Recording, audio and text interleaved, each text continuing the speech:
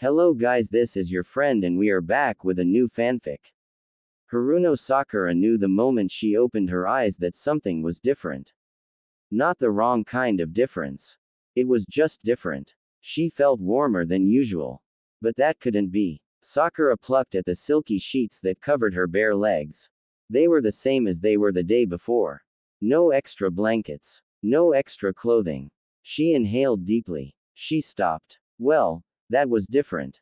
She leaned closer to the pillow in her arms and breathed it in.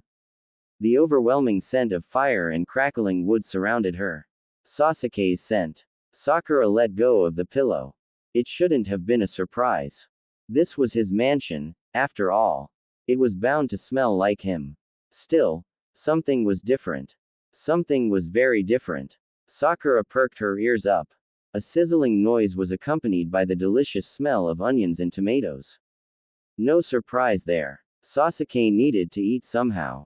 However, the thing that was surprising was the low voice floating through the mansion. There was no way. Sakura swung her legs over the edge of the bed and stretched out her legs as she stood. Her feet pitter-pattered against the hardwood floor. Sakura walked down the hallway as quietly as possible, tiptoeing her way past Sasuke's room. She glanced in and was surprised to see his bed had been neatly made. How long had the Uchiha been awake? Sakura turned a corner and walked by the altar. She waved politely and bowed apologetically. She silently promised to pay her daily respects to the Uchiha ancestors once she found out what was going on with Sasuke. Slipping past the entranceway, Sakura found herself peeking around the wooden doorway to the kitchen. There, with a white apron over his clothing, was the sole survivor of the Uchiha clan, former Anbu member, right-hand man to the future Hokage, and current lieutenant of the Konoha police force Humming. Her jaw dropped. She covered her mouth to suppress her laughter. She had no idea the cold bastard could sing. Granted, he wasn't very good. In fact, the word terrible could be used. But the fact that he was actually humming. She watched him turn over an omelet in the pan he was holding. Sakura blushed. She had never seen Sasuke cook before, and this was quite a sight. She lowered her hand from her lips. Was it too much for her to hope it was a sign? After all that they had been through, could she honestly hope that he was, dare she think it, happy? Hearing the floor creak beneath her, Sasuke shot his gaze toward Sakura. She stared at him with bulging eyes. Should she run? Should she just pretend she saw nothing and just walk away? But Sasuke did something surprising. He turned his head straight back to his cooking and uttered, "Good morning." Sakura couldn't hold back her gaping. She stared. She stared at him long and hard as he picked the omelet he had made up with his chopsticks and placed it on a plate. She took note of the two plates beside him. She tilted her head. Was he that hungry? She noticed he was staring at her. Oh, right. She was being rude. Gee, good morning, she managed to get out weakly. Sasuke started on the second omelet before taking the first plate and laying it down on the table. He held up his hand, palm down, and motioned for her to approach him. Sakura blinked. She stiffly walked into the kitchen, awkwardly rubbing her arm. Sasuke pulled out a chair for her and went back to making breakfast. Sakura analyzed the situation. Sasuke had been humming. Sasuke was cooking. Sasuke had motioned for her to come to him and then pulled out a chair. There were two plates. There was a creaking sound as it finally clicked in her mind. Sasuke was making breakfast for the two of them. Sakura shook her head. No, that couldn't be. The previous day, this guy couldn't be bothered to have her heal him from his wounds, let alone sit down with her at a meal. Sakura just figured that's how he wanted things. Separate meals, separate lives.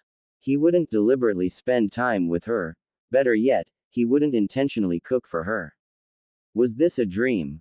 Sakura pinched herself. She yelped. Sasuke immediately glared at her, and she muttered, "Sorry." His eyebrow shot upward. Sakura scratched the back of her head awkwardly. He went back to cooking. It wasn't a dream. Sakura rubbed the bruise as she slowly sat in her seat. She waited. Nothing but the sound of heated oil met her ears. Sasuke's humming had stopped. Sakura tilted her head back only slightly to see him in the corner of her eye. Even without the clear sign that he was content, Sasuke seemed lighter. His back didn't seem so heavy all of a sudden. And the way he moved his hand to cook the omelet was very Sasuke but somehow carefree. Sakura sighed. Could this be an illusion? Did she somehow fall under someone's genjutsu? Sasuke turned off the stove and rolled the omelet up. He placed it on the second plate and walked to the seat before Sakura. She carefully watched as he slid the chair out and sat in it. He placed the plate down and began eating. Sakura gripped her knees tightly. Was she supposed to eat with him? Was she allowed? She watched as he chomped down a mouthful of rice. Sakura, Sasuke said suddenly. Sakura sat up straight in her chair. Why yes. He didn't look at her. Did you sleep all right? Sakura opened her mouth but then closed it. She thought for a moment. She vaguely remembered having a distressful nightmare. She shook her head. No. Something pleasant interrupted the terror. Something that tasted so sweet. Sakura turned a lovely shade of pink. She couldn't tell Sasuke that. Yes. Sakura replied. Very well. She smiled. And you? Sasuke picked up his glass of water and held it to his lips. Behind the cup, he hid a smirk. He hummed. Do you have work today? Sakura asked him, trying to make polite conversation. Ah, he sighed. The night shift. Sakura bit back a frown. She tried to push down her disappointment. She'd be all alone in the Uchiha mansion. She thought for a moment. It would be nice to tidy up the place again, though. Re-scrub the floors and rip out the dead plants from out front. You'll be. Sasuke clenched his fists. All right, tonight. Sakura smiled. Yes. She held up her bicep for him to look at. I'm a lot tougher than I look. Sasuke held back a grin. He knew firsthand how strong she was. It wasn't until early that morning that he managed to slip a pillow in his place so Sakura could cling to that. Not that he was complaining. No, he found that he rather liked her using him as her personal pillow. He just knew if he hadn't slipped out, she'd use that incredible strength of hers to pummel him into the ground. And you? He asked casually. Sakura bit her lip. I have work today. She smiled cheerfully. I have to review some of the new nurses today. She chuckled. They're a bit more mischievous than I'd like, but they'll do. Swallowing water down, he glanced at Sakura. She still hadn't touched her food. He clasped his fingers together and stared her straight in the eye. Sakura, he said. Why yes? She asked, feeling so out of place she didn't know what to do with herself. Eat. Sakura robotically nodded. Why yes. She gulped nervously and picked up her chopsticks. Thank you for the food. Uzumaki Naruto usually took his time in the bathroom. He liked to make sure everything was running smoothly before he had to get back to work. Sometimes, he'd even sneak a scroll or two in with him so he could work in there. There was something truly relaxing about just taking a dump in the morning. This is why he was not happy when Tsunade pounded hard on the bathroom door, yelling at him to get out and to get into Kakashi's office immediately. His business had been rushed. Skipped. Even. Glaring at her from behind Kakashi, he frowned. No, he was not happy at all. What's up, Ba-chan? Naruto growled. This had better be good. Tsunade slammed her palm down on the desk and cracked the surface. Her temple throbbed. It'd be wise, future Hokage, to remember who you're speaking to. Naruto's annoyance disappeared, and he scratched his cheek sheepishly. Sheesh. Both her and Sakura were scary. Something about tempers and strength going hand in hand just didn't seem right to Naruto. His eyes widened at the crumbling corner of his desk where Tsunade's hand was. So what's up? Kakashi asked, folding his arms. What can I do for you? I want you to go to the council and ask for 3 months, Tsunade replied, holding up 3 fingers. 3 months? Naruto asked. For what? Tsunade and Kakashi rolled their eyes. Imbecile. For Sakura. They want her to rebuild the Uchiha clan, and I want her to have 3 months to get the idiot to fall in love with her. Naruto winced. They were not going to be happy about that. He had been lucky enough to tell them he was going to give Sakura the order, except he actually hadn't. After Sakura had interrogated him the other day, she was well aware that it was either going to be the council or him giving the order. It just was a matter of when. I don't know if I can buy her for 3 months, Kakashi said. Maybe 2 at best. Tsunade's eyes narrowed. You will get her 3. Naruto frowned. But how? Convince them that in 3 months' time she'll start showing, Tsunade said. After that, they can officially give her the order. Start showing? Naruto asked. Pregnant? Naruto, Kakashi muttered. She'll be pregnant. Tsunade folded her arms. That's the purpose of pressuring her, isn't it? So my pupil can start popping out Uchihas as soon as possible.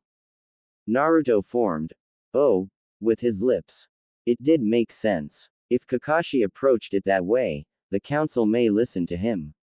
He stopped himself. What's Sakura going to do in those 3 months? Kakashi asked slowly. Not that I won't do it for her. He paused. But why 3 months exactly? Tsunade walked toward the window to look out at the village. She tapped her foot impatiently. Maybe she shouldn't have recommended Kakashi as Hokage if he was this simple-minded. She glanced back at him. Sakura doesn't want to enter a loveless marriage, she explained. She needs to make that Uchiha fall for her. She gave Naruto and Kakashi a pointed look. And fast. Kakashi glanced at Naruto, who gave a nod. I've already set things in motion, Naruto said sneakily. No worries, Tsunade-ba-chan. I've got this under control. He winked. Who do you think ensured she stayed at Sasuke Tem's place? Kakashi rolled his eyes. I figured you had something to do with the fire at her apartment. If you ever upset my pupil like that again, I will have your head, Tsunade growled. Naruto's sweat dropped. I'm not just talking about the fire, Naruto said, waving her threat aside. Sasuke's been asking about Sakura recently. He tapped his finger against his armrest. He's serious about her. Tsunade smiled. Then we have nothing to worry about. She thought for a moment. You two still have your spars now and then, yeah. The blonde nodded. Make sure you aim for his chest and thighs. She grinned. That'll help things along. She started walking toward the door but paused. Oh, and know this. He looked up at her. If Sasuke doesn't fall in love with Sakura by the end of 3 months, I'll make sure he can never rebuild the Uchiha clan. She smiled cheerfully. Are we clear? Kakashi swallowed. Crystal. Good, Tsunade said. Now take care of business, Hokage. She grinned. You have a lot of work to do. As the door closed, Kakashi let his head fall into his hands.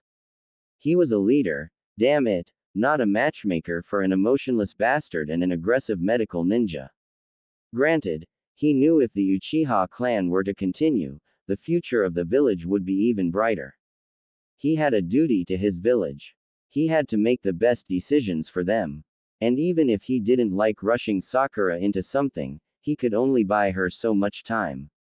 Kakashi glanced up at Naruto, who had a contemplative look on his face. I need you to focus your efforts on ensuring their relationship progresses smoothly, Kakashi said quietly. Do you think you can do that? I can try, Naruto said, scratching the back of his head. But how am I supposed to play matchmaker? You figure that out, Kakashi sighed before rising from his desk. I'm going to go talk to the council and demand they give Sakura 3 months before forcing the official order. No matter what, we owe her at least that much time. Naruto nodded, following Kakashi out the door and watching his old sensei walk down the hall. Naruto knew what he had to do. He had to help his friends get together. No matter what. Nothing would stop him. His stomach growled. He immediately switched directions. Correction. Nothing would stop him as soon as he took his morning dump. Uchiha Sasuke had been around men for the majority of his life. When he was younger, he trailed around after Itachi and constantly sought his father's approval. Nothing said, manly, quite like fire jutsus and kunai practice.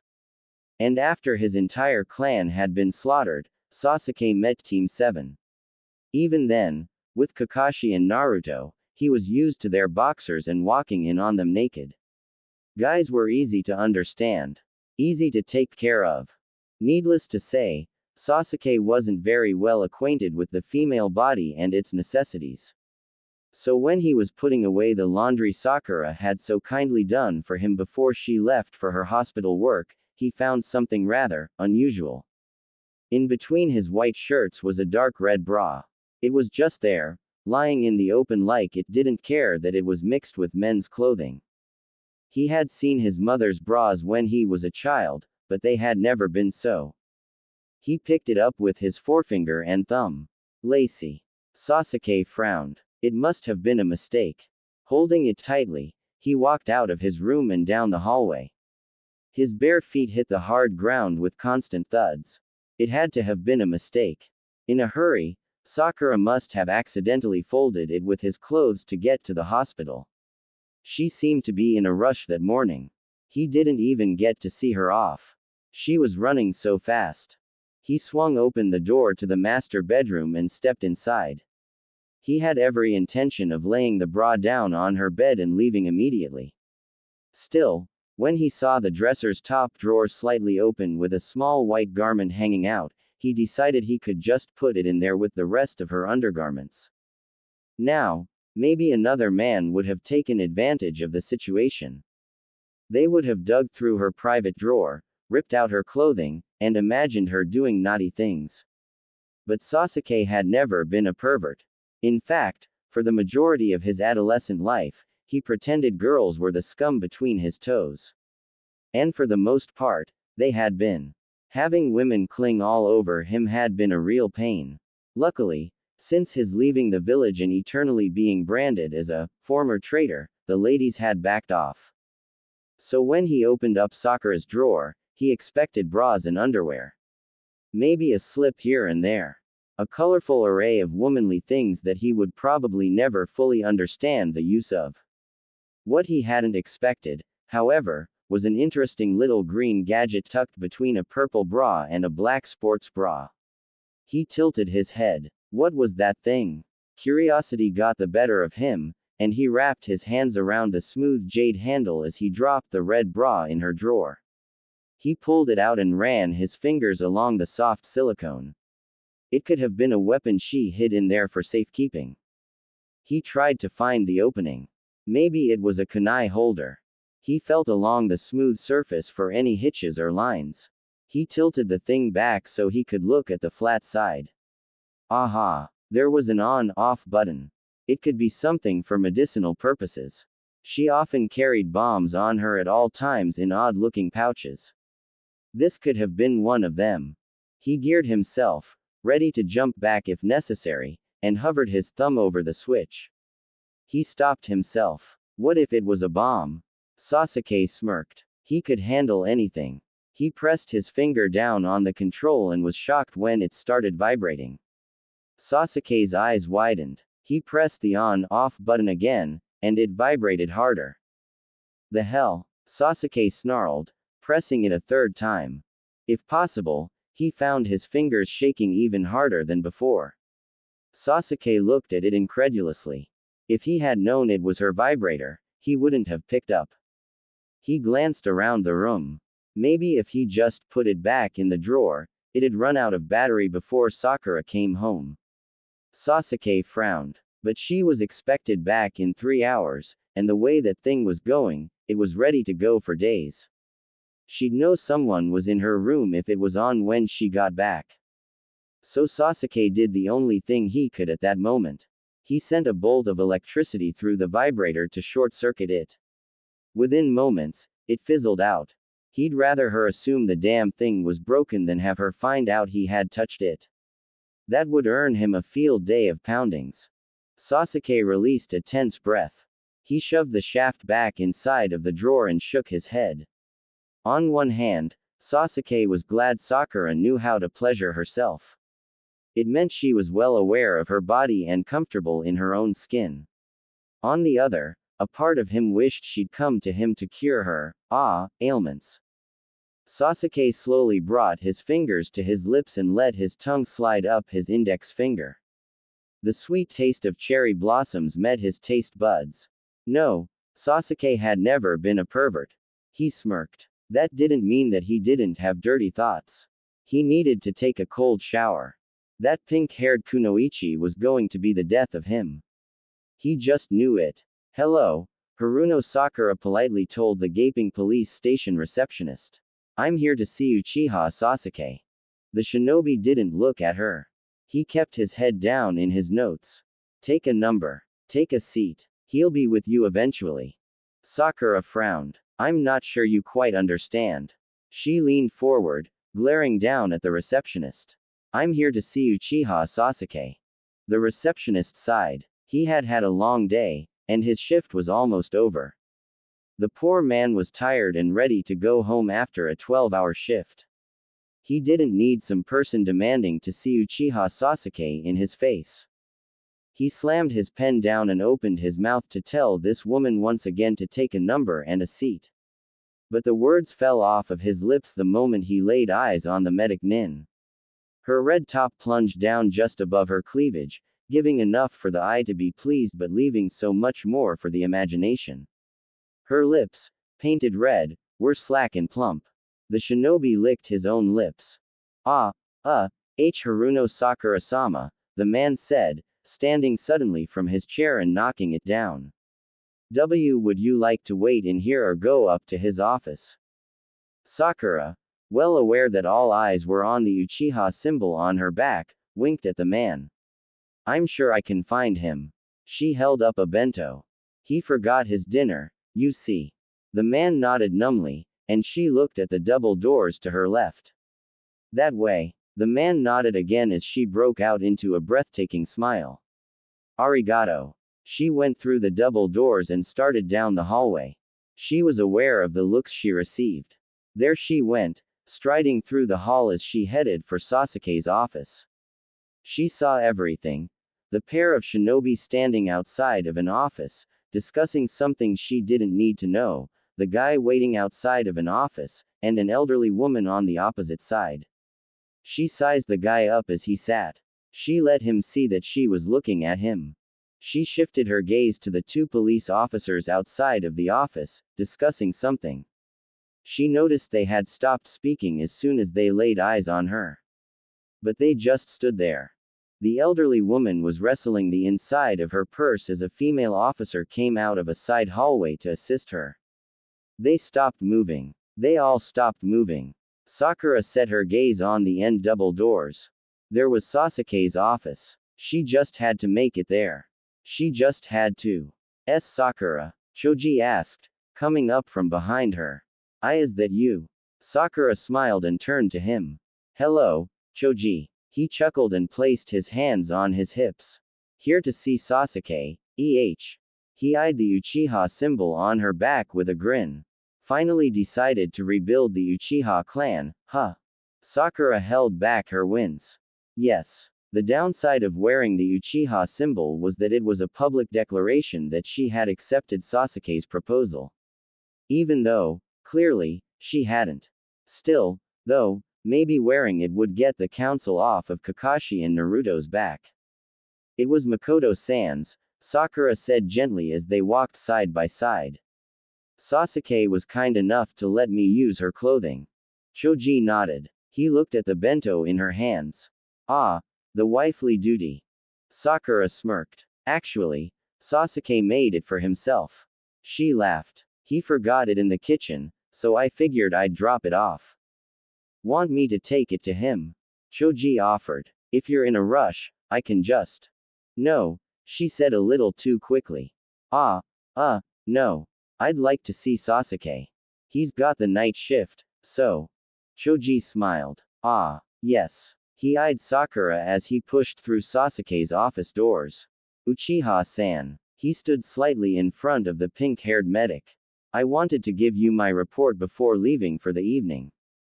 Sasuke hummed, just leave it on my desk. I'll get to it after I look through. Sasuke stopped speaking. He watched as Sakura slowly emerged from behind Choji.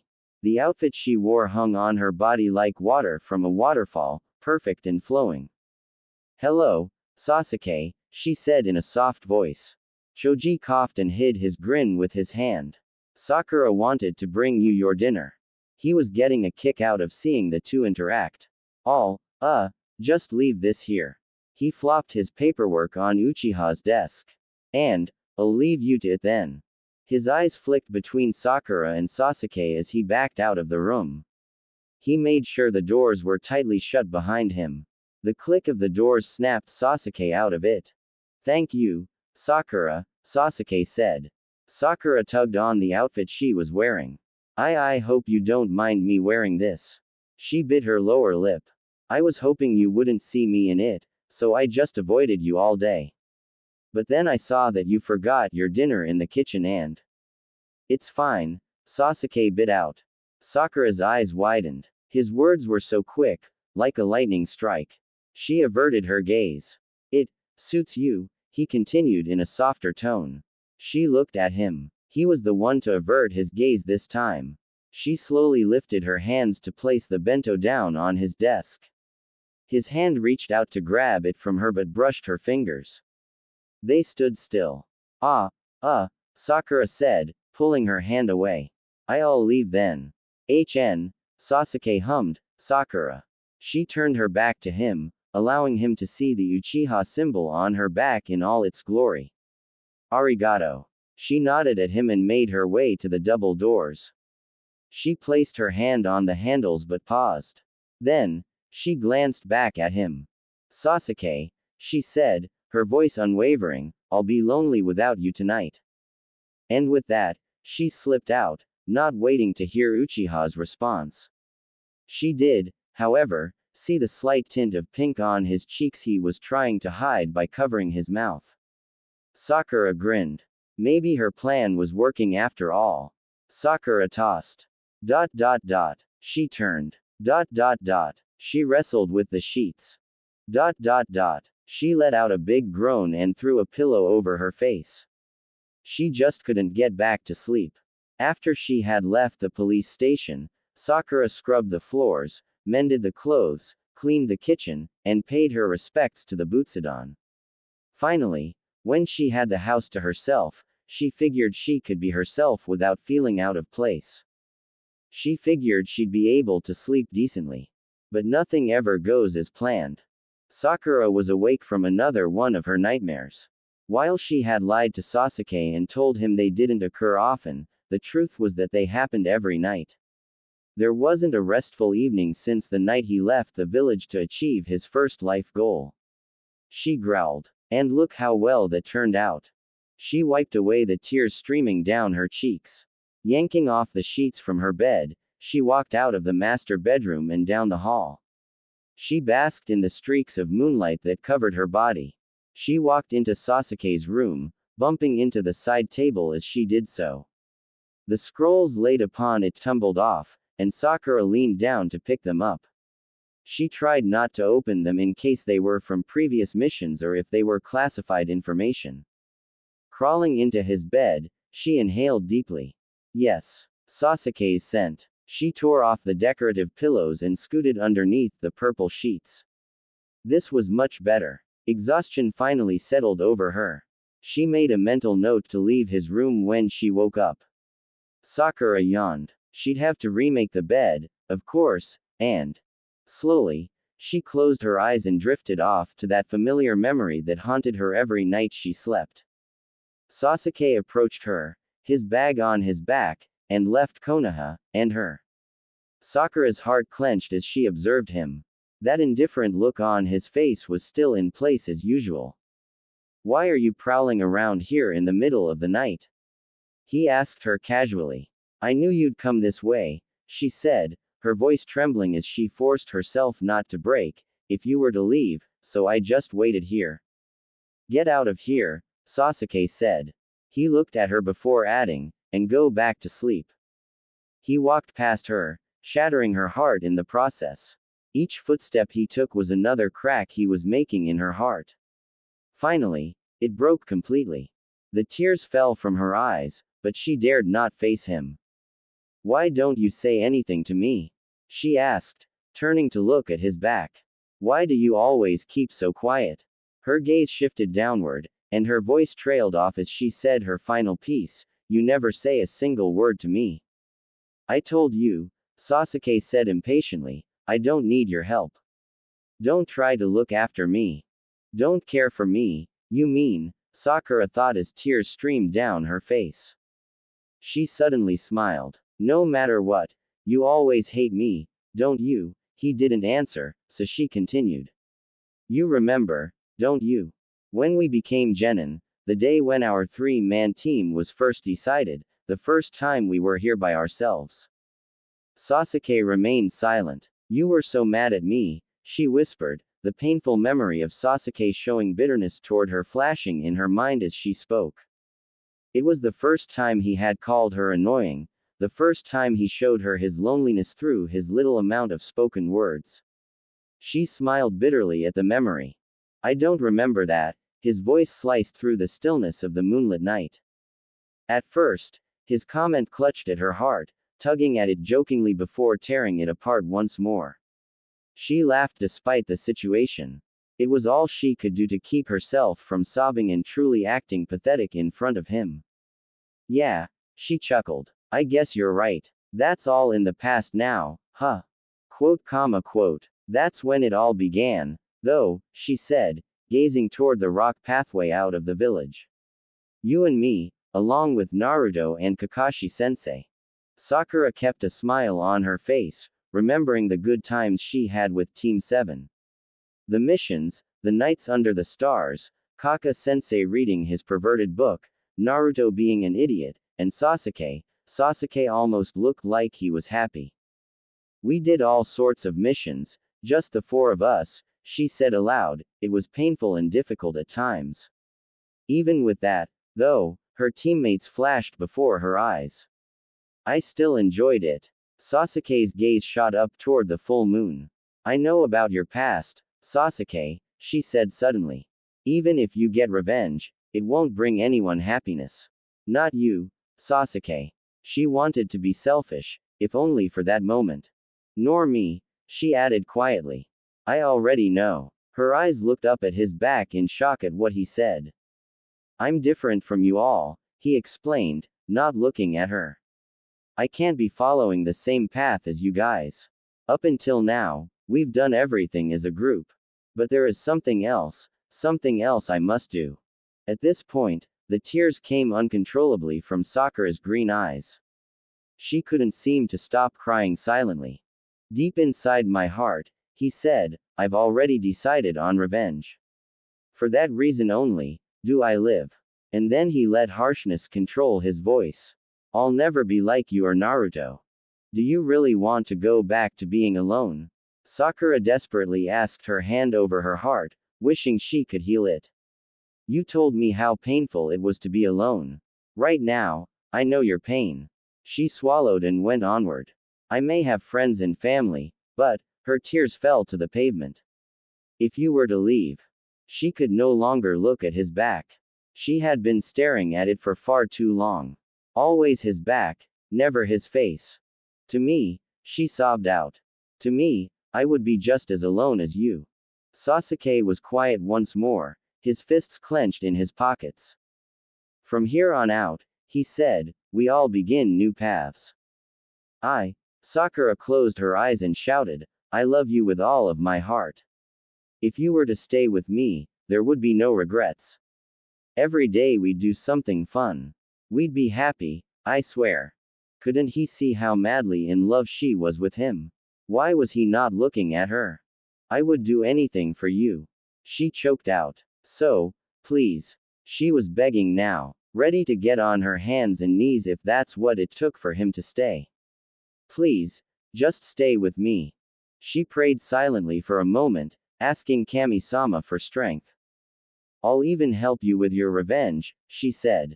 I don't know what I could do, but I'll do my best to do something.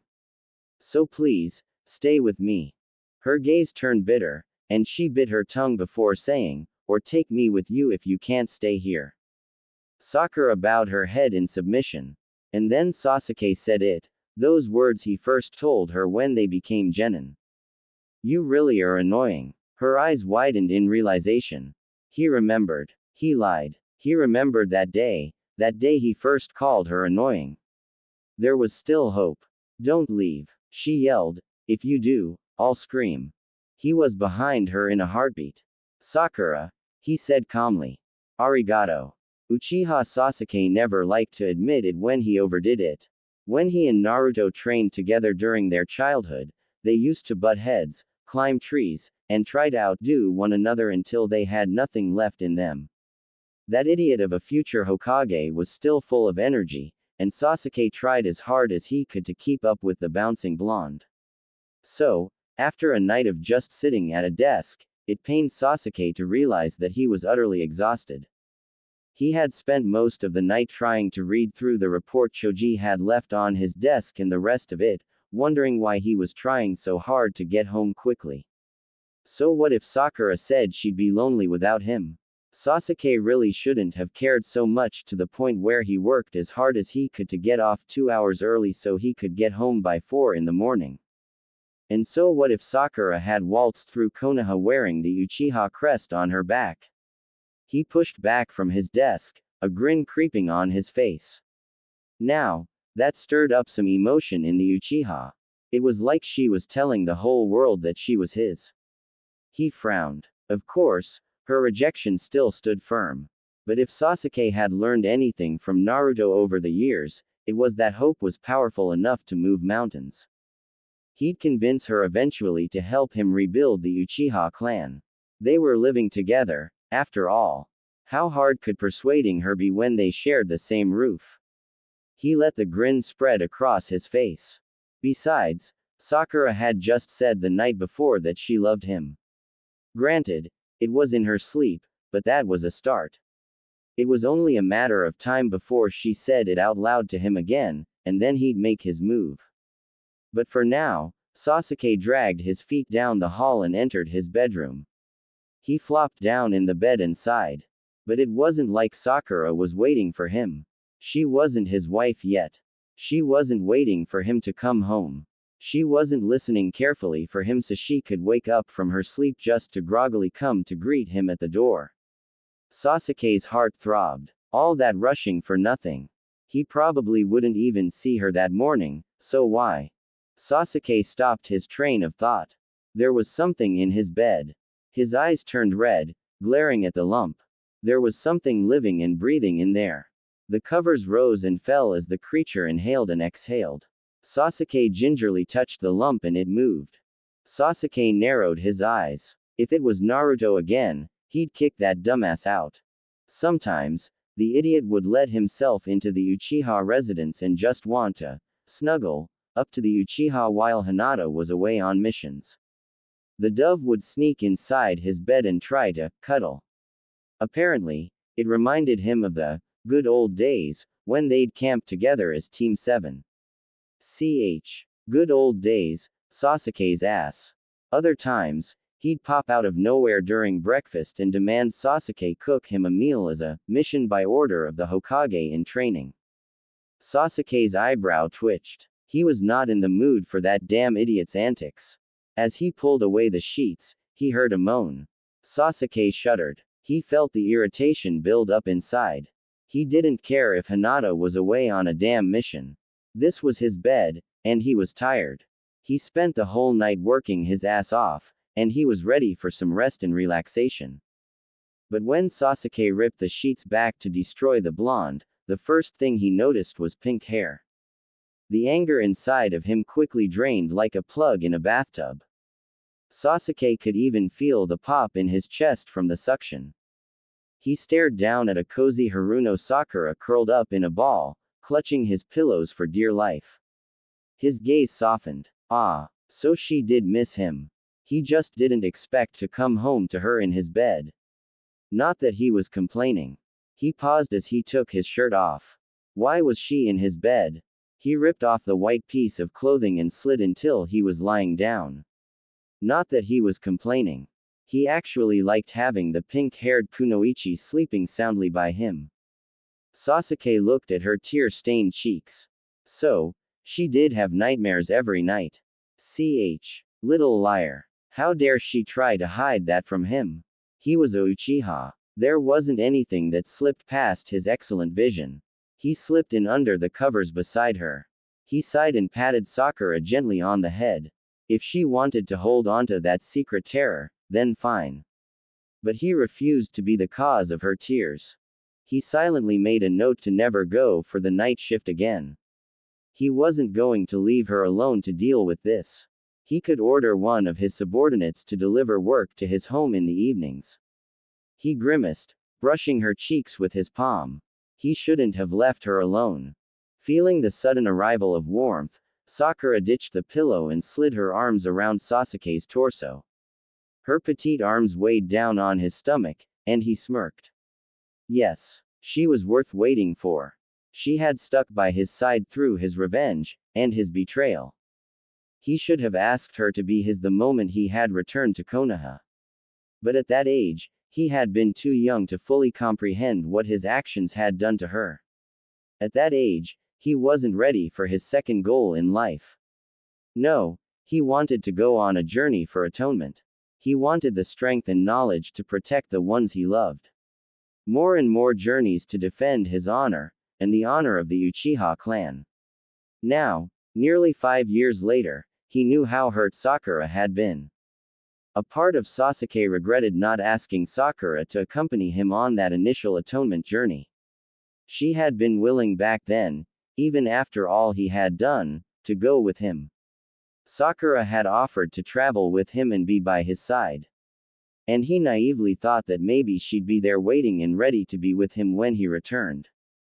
But when Sasuke returned, well, things hadn't gone as smoothly as he had hoped. And Sasuke would make sure Sakura got whatever she wanted, whatever she needed. But for now, he would settle for making sure he took away every single last one of her nightmares. He closed his eyes and allowed himself to rest. He'd be long gone before she woke up. He'd be long gone before she could realize how hard he was falling for her. Uzumaki Naruto had a headache. And for once, it wasn't because of all the documents he had to read regularly. No, this headache was from arguing with the Konoha Council all morning alongside Kakashi.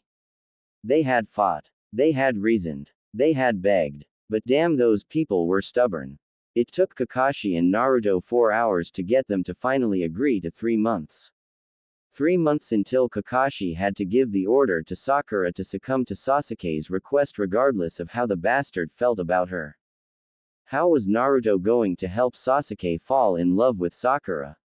And even better yet, if the idiot did love her, then how in the hell was Naruto going to convince Sasuke to admit it? Naruto shook his head and leaned back in his chair. He couldn't do this alone. Naruto-kun. Hinata's delicate voice floated beyond the doorway. I've brought you your lunch. Naruto was up in a flash. If there was anyone he could talk to right then, it was Hinata. He smiled and made sure his orange and black jumpsuit was in order. He knew he was hopeless, but for some strange reason, Hinata thought he was the best guy in the world. And he might be far from it, but he sure as hell would try. Hinata, he said with a large smile as he opened the door. Right on time. Hinata searched his tired eyes. She gave him a worried look.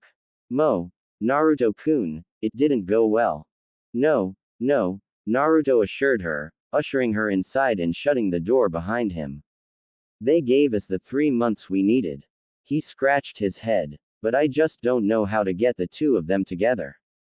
He frowned. Sakura-chan's been trying to show him how much she loves him for years. And Kakashi is racking his brain trying to figure out how to get the two of them together. Hinata put the bento she had prepared down on the future Hokage's desk and turned to her husband. You know what this sounds like. Naruto blew his bangs out of his face.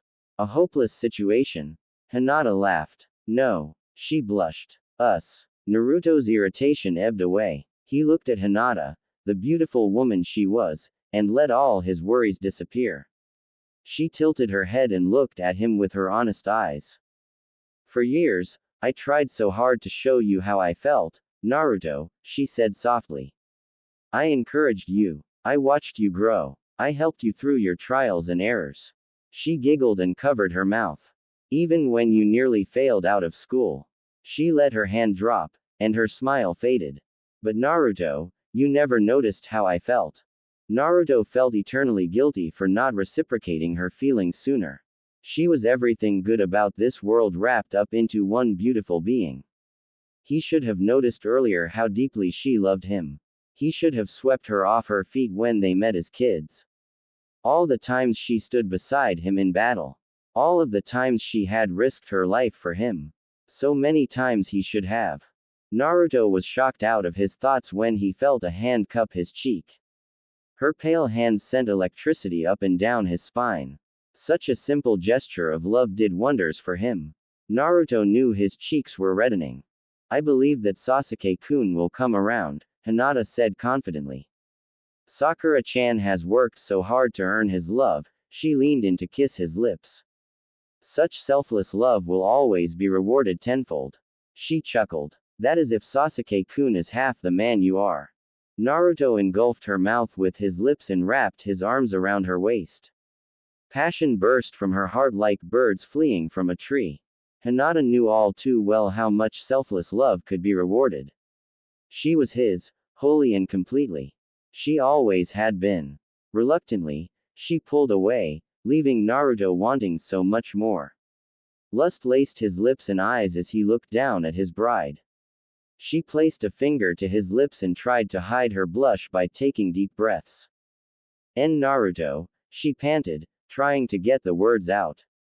I love you, Naruto murmured, interrupting her. Let me be the first to say it this time, Uzumaki-san. He leaned his forehead against hers. She closed her eyes. I love you, Hinata. She opened her light lavender eyes to look up at him. Love, longing, and trust hit Naruto like a wave. It crashed down on him, drowning him in her emotions. He wrapped his hands tightly around her petite waist as she gazed at him.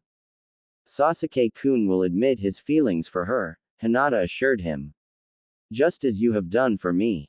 She smiled. Because I will help you bring them together. She kissed his knuckles, one by one. I will always be by your side, Naruto.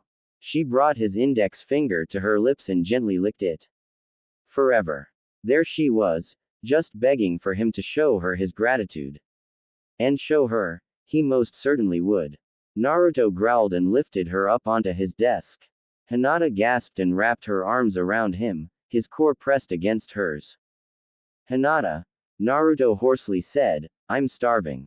Hinata blinked. Oh, maybe she had misinterpreted the atmosphere.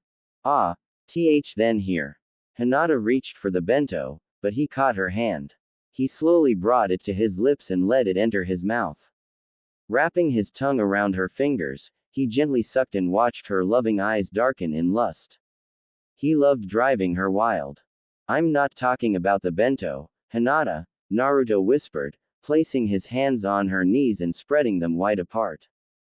Oh, yes. Hinata smiled. This was her Kyuubi. Her fox. Her husband. She had claimed him long ago. The first time she laid eyes on his blonde head, he was hers.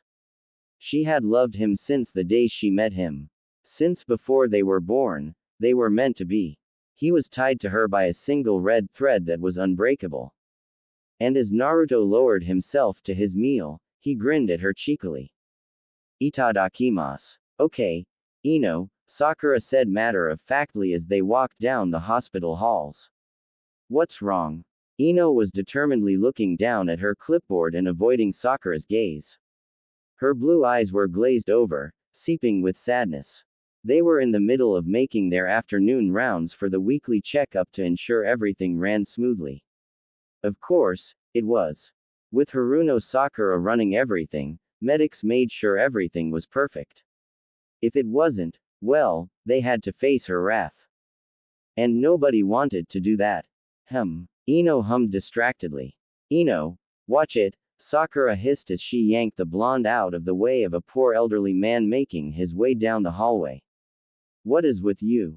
Ino sighed and tapped her pen against the clipboard. It's nothing. Sakura was getting irritated. Ino told her everything. What was going on with her? She had been walking into walls and doorways all day. Why? Just earlier that day, she had been talking to a pole, thinking it was Sakura. Something was clearly up. Ino, Sakura said impatiently. What's going on? Ino bit her lower lip and looked at Sakura. Sai's been acting strange. Sakura paused. She narrowed her eyes. Strange. Ino put on the best smile she could. It's probably nothing. Sakura peered into a hospital room where she knew Minashi-san worked. She waved at the medic nin before turning and walking further down. She checked off a box on her clipboard. Acting strange, how? Sakura asked lightly. Ino's sweat dropped. It's nothing. I promise. Sakura huffed. She hated being lied to, especially by her closest friend. She glared at the blonde. Ino, she said, if you don't talk, we're going to go into my office, and I will make you talk. She clenched her jaw. Now tell me. Ino chuckled. Sakura was definitely her best friend. She clutched her clipboard close to her chest. Well, she started, Sai's been kind of distant lately. Sakura looked at her. Sai was always distant. But looking at Ino's distraught face and slumped shoulders, she figured it was worth looking into. Sakura rested her hand on Ino's head. It's okay, Sakura assured her. Tell me what's going on. Ino let the tears fall, and Sakura's chest ached at the sight. Okay, Sakura said quietly, leading her away, let's go to my office. Sobbing, Ino agreed and let Sakura hold her hand. She wrapped her fingers in Sakura's, and they walked down the hallway together. Sakura couldn't help but smile. They had always been like this. Whenever one of them truly needed the other, they were there. When Sasuke left the village, Ino took care of her. She helped her back on her feet and regain the determination in her system. And when Naruto left, Ino picked up the slack. She had always been there for Sakura. Which is why when Ino cried, Sakura would make sure that somebody paid. Sakura opened up her office and allowed Ino to come in. She closed the door behind her and leaned against it. She watched as Ino's shoulders shook. Sakura walked up behind her and wrapped her arms around the shivering woman. Whatever it is, Sakura murmured, I'm here for you. I don't know, Ino hiccuped. First was the sex. He just suddenly stopped wanting it, saying he needed to wait. She wiped away her tears and rubbed away her snot. Wait for what? Sakura nodded sympathetically. Both she and Ino knew what lack of sex meant, the doomed ending of a relationship. She frowned and tilted her head. But Ino and Sai had been together for 3 years. Any problems they had, Sai would typically pick up a book on relationships, read about it, and then ask Ino what he was doing wrong. She'd always talk with him. She was always honest about her feelings. And he's coming home later than usual, Ino explained. I'll make dinner for us, and then he'll come in at 10 o'clock at night like nothing's wrong.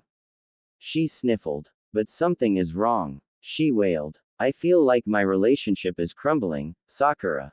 Sakura yanked Ino close to her chest and let the poor woman heave on her shoulder. She narrowed her eyes. Whatever was going on, Sakura didn't like it. She didn't like it one bit.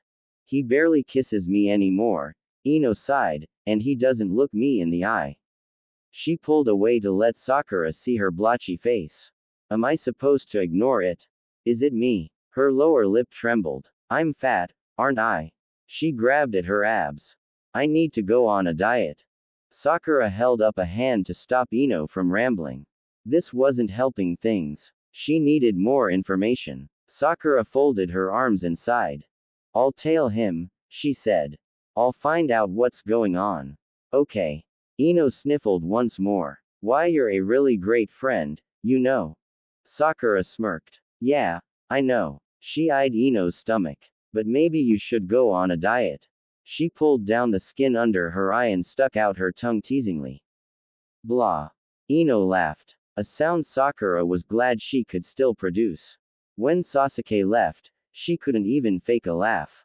After a while, she mastered the art of acting and laughed as naturally as possible. But she refused to let Ino go through something like that. No, Ino had a heart of gold. She deserved the best. And Sakura was going to get to the bottom of this. If Sai was up to something, Haruno Sakura would find out. All of a sudden, two bodies bulldozed down the door. Toppling over one another were Udon and Moegi. Out of breath and panting, they looked up at a pissed-off Sakura. I just had that door fixed. She screamed, pulling at her pink hair. Damn it. Naruto-sama. Udon gasped, running to the head medic ninja's feet. And Sasuke-sama. Sakura-sama. Sakura frowned. She exchanged looks with Ino before turning to the younger shinobi. She placed her hands on her hips and sighed. What did they do this time? Guys, Konohamaru said, scratching the back of his head awkwardly. Just admit you love her. Naruto yelled, thrusting a punch in Sasuke's face. Shove it. Done. Sasuke snapped back, dodging and side-sweeping him. Arg. Naruto growled, blocking the kick. Just admit your damn feelings. I think you need to speak up, Konohamaru-kun, Sai offered, smiling at him. I don't think they heard you. Konohamaru's sweat dropped. When he had asked Sasuke and Naruto to spar for him, he wasn't expecting a verbal fight. He just wanted to see them go at it for fun. Now that they were shouting at each other, he wasn't so happy he asked for it. He hoped Moegi and Udon would hurry up and get Sakura. She was the only one who could stop the two of them now. Look, I know you're interested in her, Naruto snarled. He twisted Sasuke's leg, but Sasuke spun with it and out of his grip. So just freaking tell it to her and start rebuilding the Uchiha clan. The hell is this? Sasuke bit, elbowing a clone of Naruto in the gut. I thought we were sparring, not having a heart-to-heart. You have to have a heart for that. Naruto yelled. Since lunch, Naruto was on a mission. Tick Sasuke the hell off and get him to admit his damn feelings for Sakura. Screw it all. Patience was not a virtue in Naruto's book. He wanted Sasuke to hurry up and fuck the brains out of the pink-haired Kunoichi. The sooner he did that, the faster the council would get off his and Sakura's back. Damn it, Baka, Sasuke cursed, nearly getting swiped in the chest by Kunai. What the hell are you aiming for? Swipe. Sexy. Swipe. Abs. Sasuke looked at Naruto incredulously. Are you having issues with Hinata? His eyebrows rose. Is that what this is about? Naruto let out a groan of frustration. No way. You want Sakura to rebuild your damn clan, right? Sasuke flipped backward as Naruto came at him hard. Right block. Left kick. Knee up.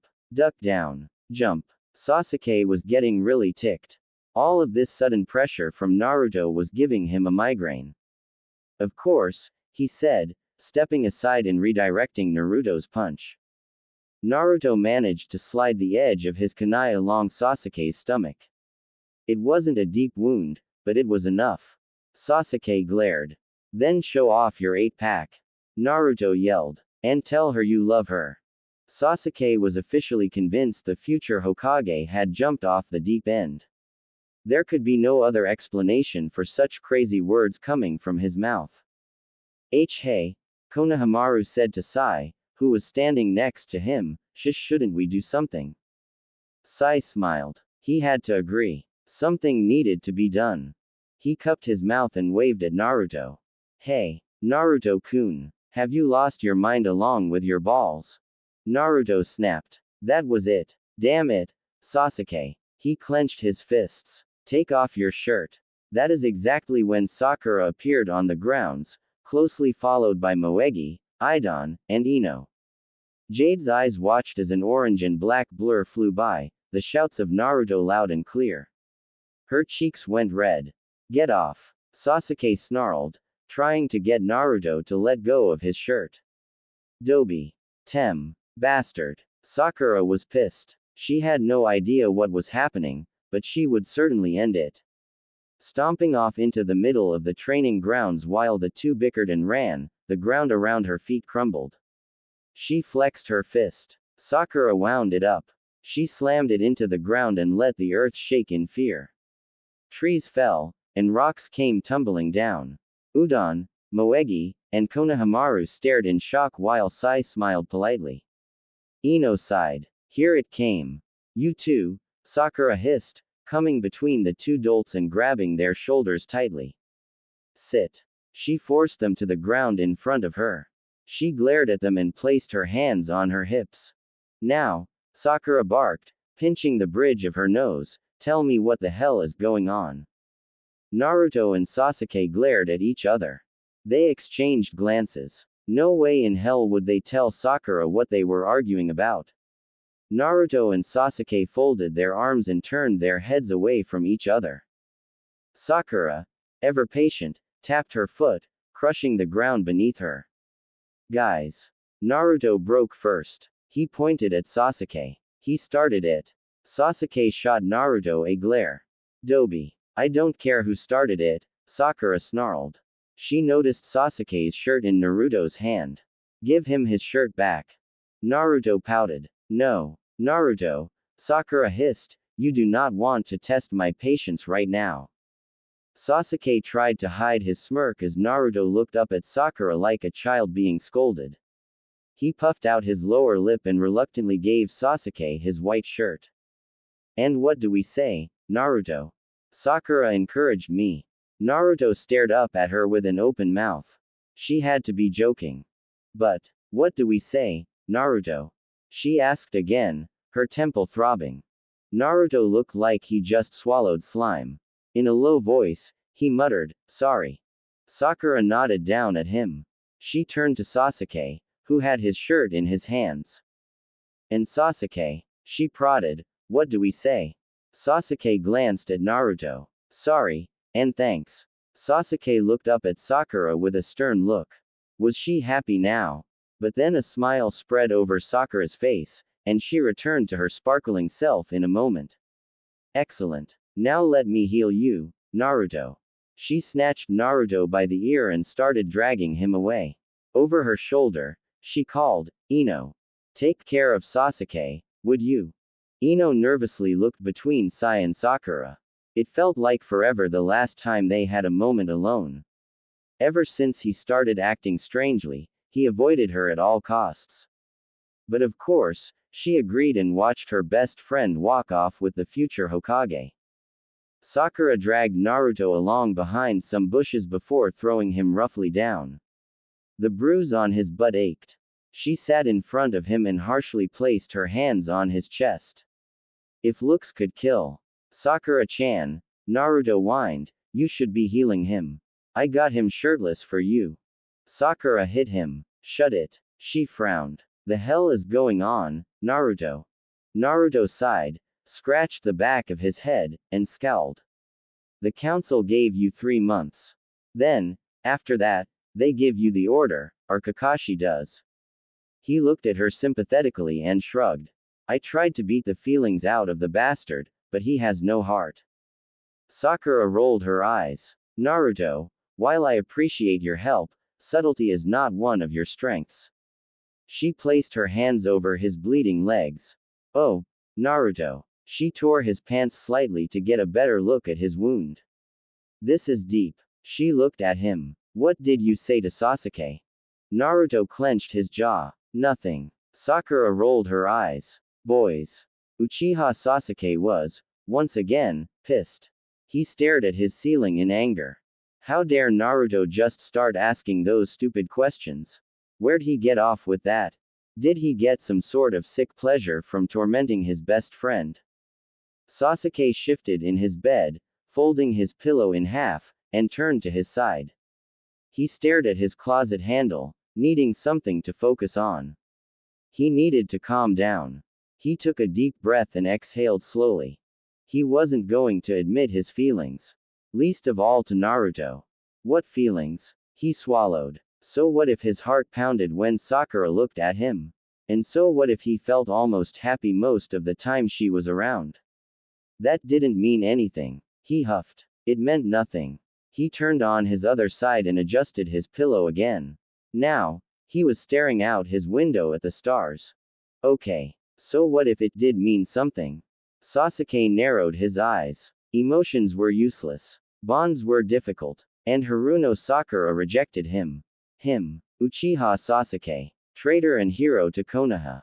Even if he did have feelings, they were being overpowered by his anger and pride. It'd be humiliating if he went begging for her a second time. No. Sasuke would just have to wait. She'd succumb to him eventually. Thump.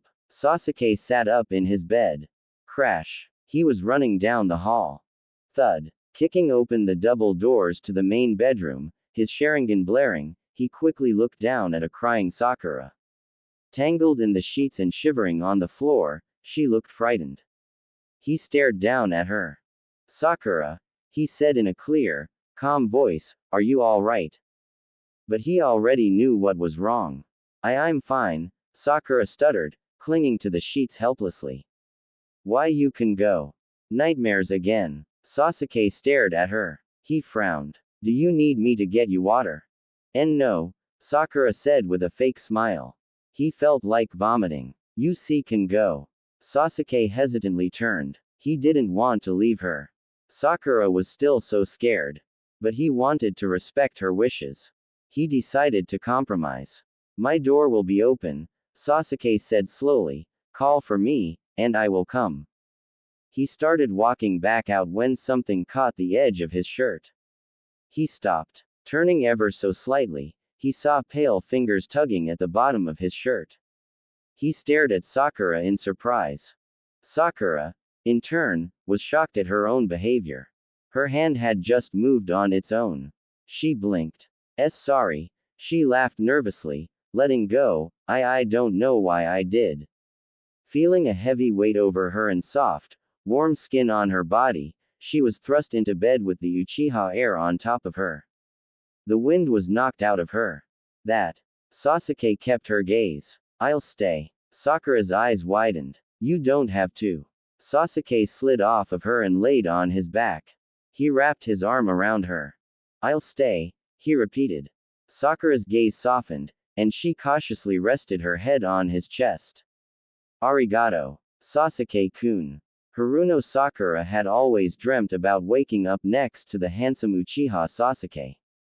That is, outside of Team 7 experiences. Those always involved Naruto and weren't ever really romantic. That blonde idiot always snored loudly and tried to cuddle up to Sasuke. It was a little awkward. It was more than a little uncomfortable, actually. But still, Haruno Sakura had always dreamt about waking up to the rugged and daring Uchiha in a cozy bed. That dream entailed her gracefully waking up in his arms, bare naked from their lovemaking the night before, and him gracing her lips with a kiss. After that, he would have another go with her right then and there, and she would fall back asleep after having been fully satisfied by her lover. She would wake up again about an hour later with him serving her breakfast, and then he would pluck her up from the sheets and whisk her off into the bathroom, where he would have his way with her once more in the bath. So when Haruno Sakura woke up to a pummeled Sasuke, she was very confused. His black eye was menacing, and his one good one shot her a glare. That was one way to wake the Uchiha up. It probably wasn't the best way to wake up, but Sasuke was definitely awake. He couldn't help but feel irritated with the woman in bed with him. He had been sleeping so well, with his face buried in her sweet hair as she nuzzled his neck. So when she tiredly stretched her arm out from under him, he figured it was to get closer. After all, she had been all over him the whole night. But no, all he got was a face full of Haruno Sakura's fist. Sakura, Sasuke said slowly, teetering on the cliff of anger, why did you punch me? Sakura's sweat dropped. I was dreaming about Sai. Sasuke tiptoed to the edge and looked down. There, in the ocean of rage, his heart was waiting for him with open arms. He leapt. What the hell is wrong with you? He growled, his bruised eye twitching. Clearly, I'm not Sai. Sakura's jade orbs trailed down his 8-pack. Clearly, she swallowed her desire down. She swallowed it deep, deep down inside of her. Let me heal you, Sakura said apologetically. She raised her glowing green fingers to his face. I'm sorry. Sasuke gave her a disapproving look. Sakura was not deterred. She just focused on his perfect nose instead of his angry eyes. The bruise on his face ebbed away until he was healed. He sighed. Why were you dreaming about Sai? Sasuke asked patiently, resting his head on his hand. Oh, Sakura said, ensuring the bruise was gone. Ino's been. She paused. Should she be telling Sasuke this? She looked into his eyes to see the depth there. He wouldn't tell a soul. She and Naruto could barely get him to speak as it was. There was no way he'd talk to anyone about it. Ino's been having some doubts, she explained, touching the patch of skin she had injured and feeling the warmth of his skin. He's coming home late, and their love life is stagnant. Sasuke looked at her. You're distressed. Because she's distressed, Sakura continued, letting her hand fall on her hip. She suddenly noticed his arm was wrapped around her waist. They've been together for 3 years. She bit her lower lip anxiously. I don't know if he wants to end it or if he's. She didn't want to say it. She knew Sai was socially slow, but could he really cheat on his lover? Sasuke hummed. Sai might be an ass. He glanced at Sakura's ruffled hair. But he's incapable of being unfaithful. Sakura smiled. Hi. But then what is it? Sasuke thought for a moment. None of your business. Sakura's jaw dropped. She stared at him. Of course, it was her business. Ino was her best friend. She couldn't just let the poor girl suffer.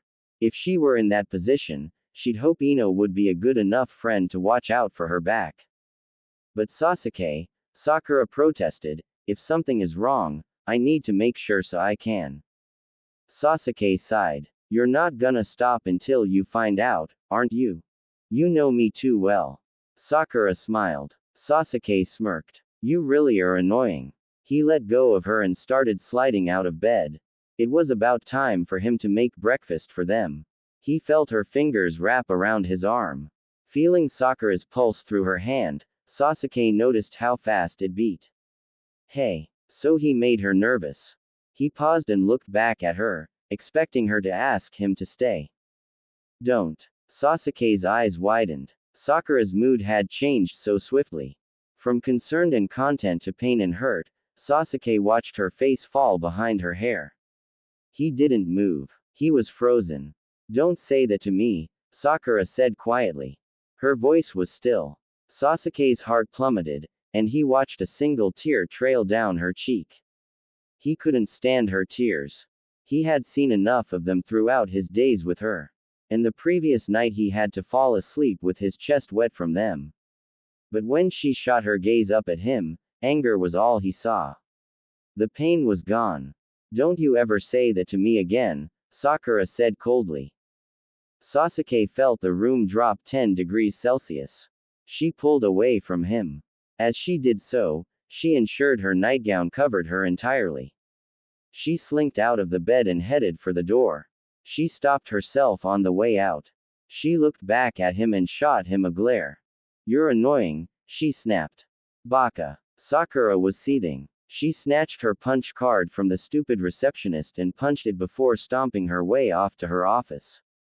Really? Who did that damn Uchiha think he was? The freaking Hokage. Well, Sakura snorted and folded her arms, nodding to herself. He had another thing coming. Annoying. Ooh, that made her so mad. Of all things, why the hell would he say that to her? She pushed past 2 of her colleagues. They waved at her but quickly let their hands drop. When Sakura was pissed, it was best to stay out of her way. She barreled through the double-door stairway and pounded her way upward. Just because she let him sleep in her bed, he was getting all cocky. She hadn't forgotten his goal. She hadn't forgotten hers either. But ultimately, she wanted his respect and acknowledgement. If she was ever going to get him to fully love and appreciate her, she would require that above all else. Sakura had trained with Tsunade. She was the top medical ninja in the 5 great shinobi countries. She was famous for her healing skills and total chakra control. She had formed the Byakugo seal.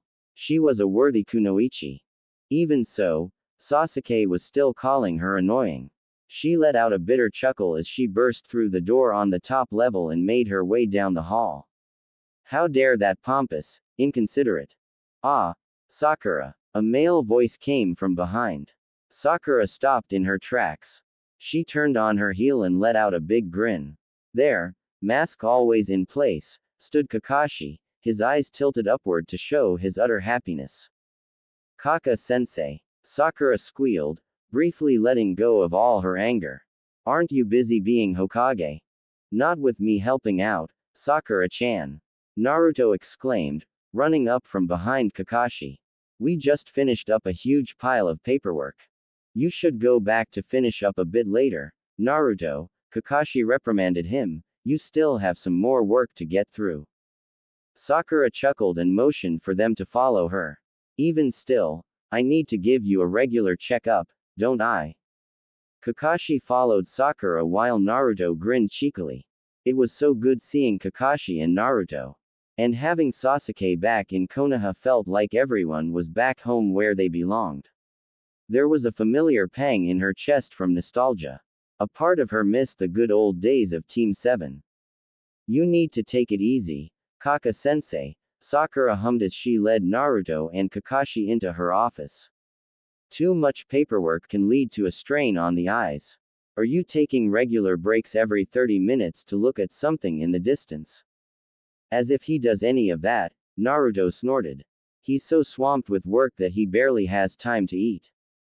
Sakura frowned. You're not eating. Kakashi grimaced and glanced at Naruto. Maybe you should go back and finish that paperwork, huh? Shikamaru is gone, which means you should pick up the slack a bit more. Naruto groaned. Kaka-sensei. That's an order, Kakashi said. Naruto glanced at Sakura, who smiled sympathetically. He shuffled out the door reluctantly and slammed it behind him. He always loved being with his friends and hated being left out. Too bad Kakashi just kicked him out. So, Kakashi started off awkwardly as he took off his shirt. You're living with Sasuke now. But you know that already, Sakura said, reaching for her stethoscope.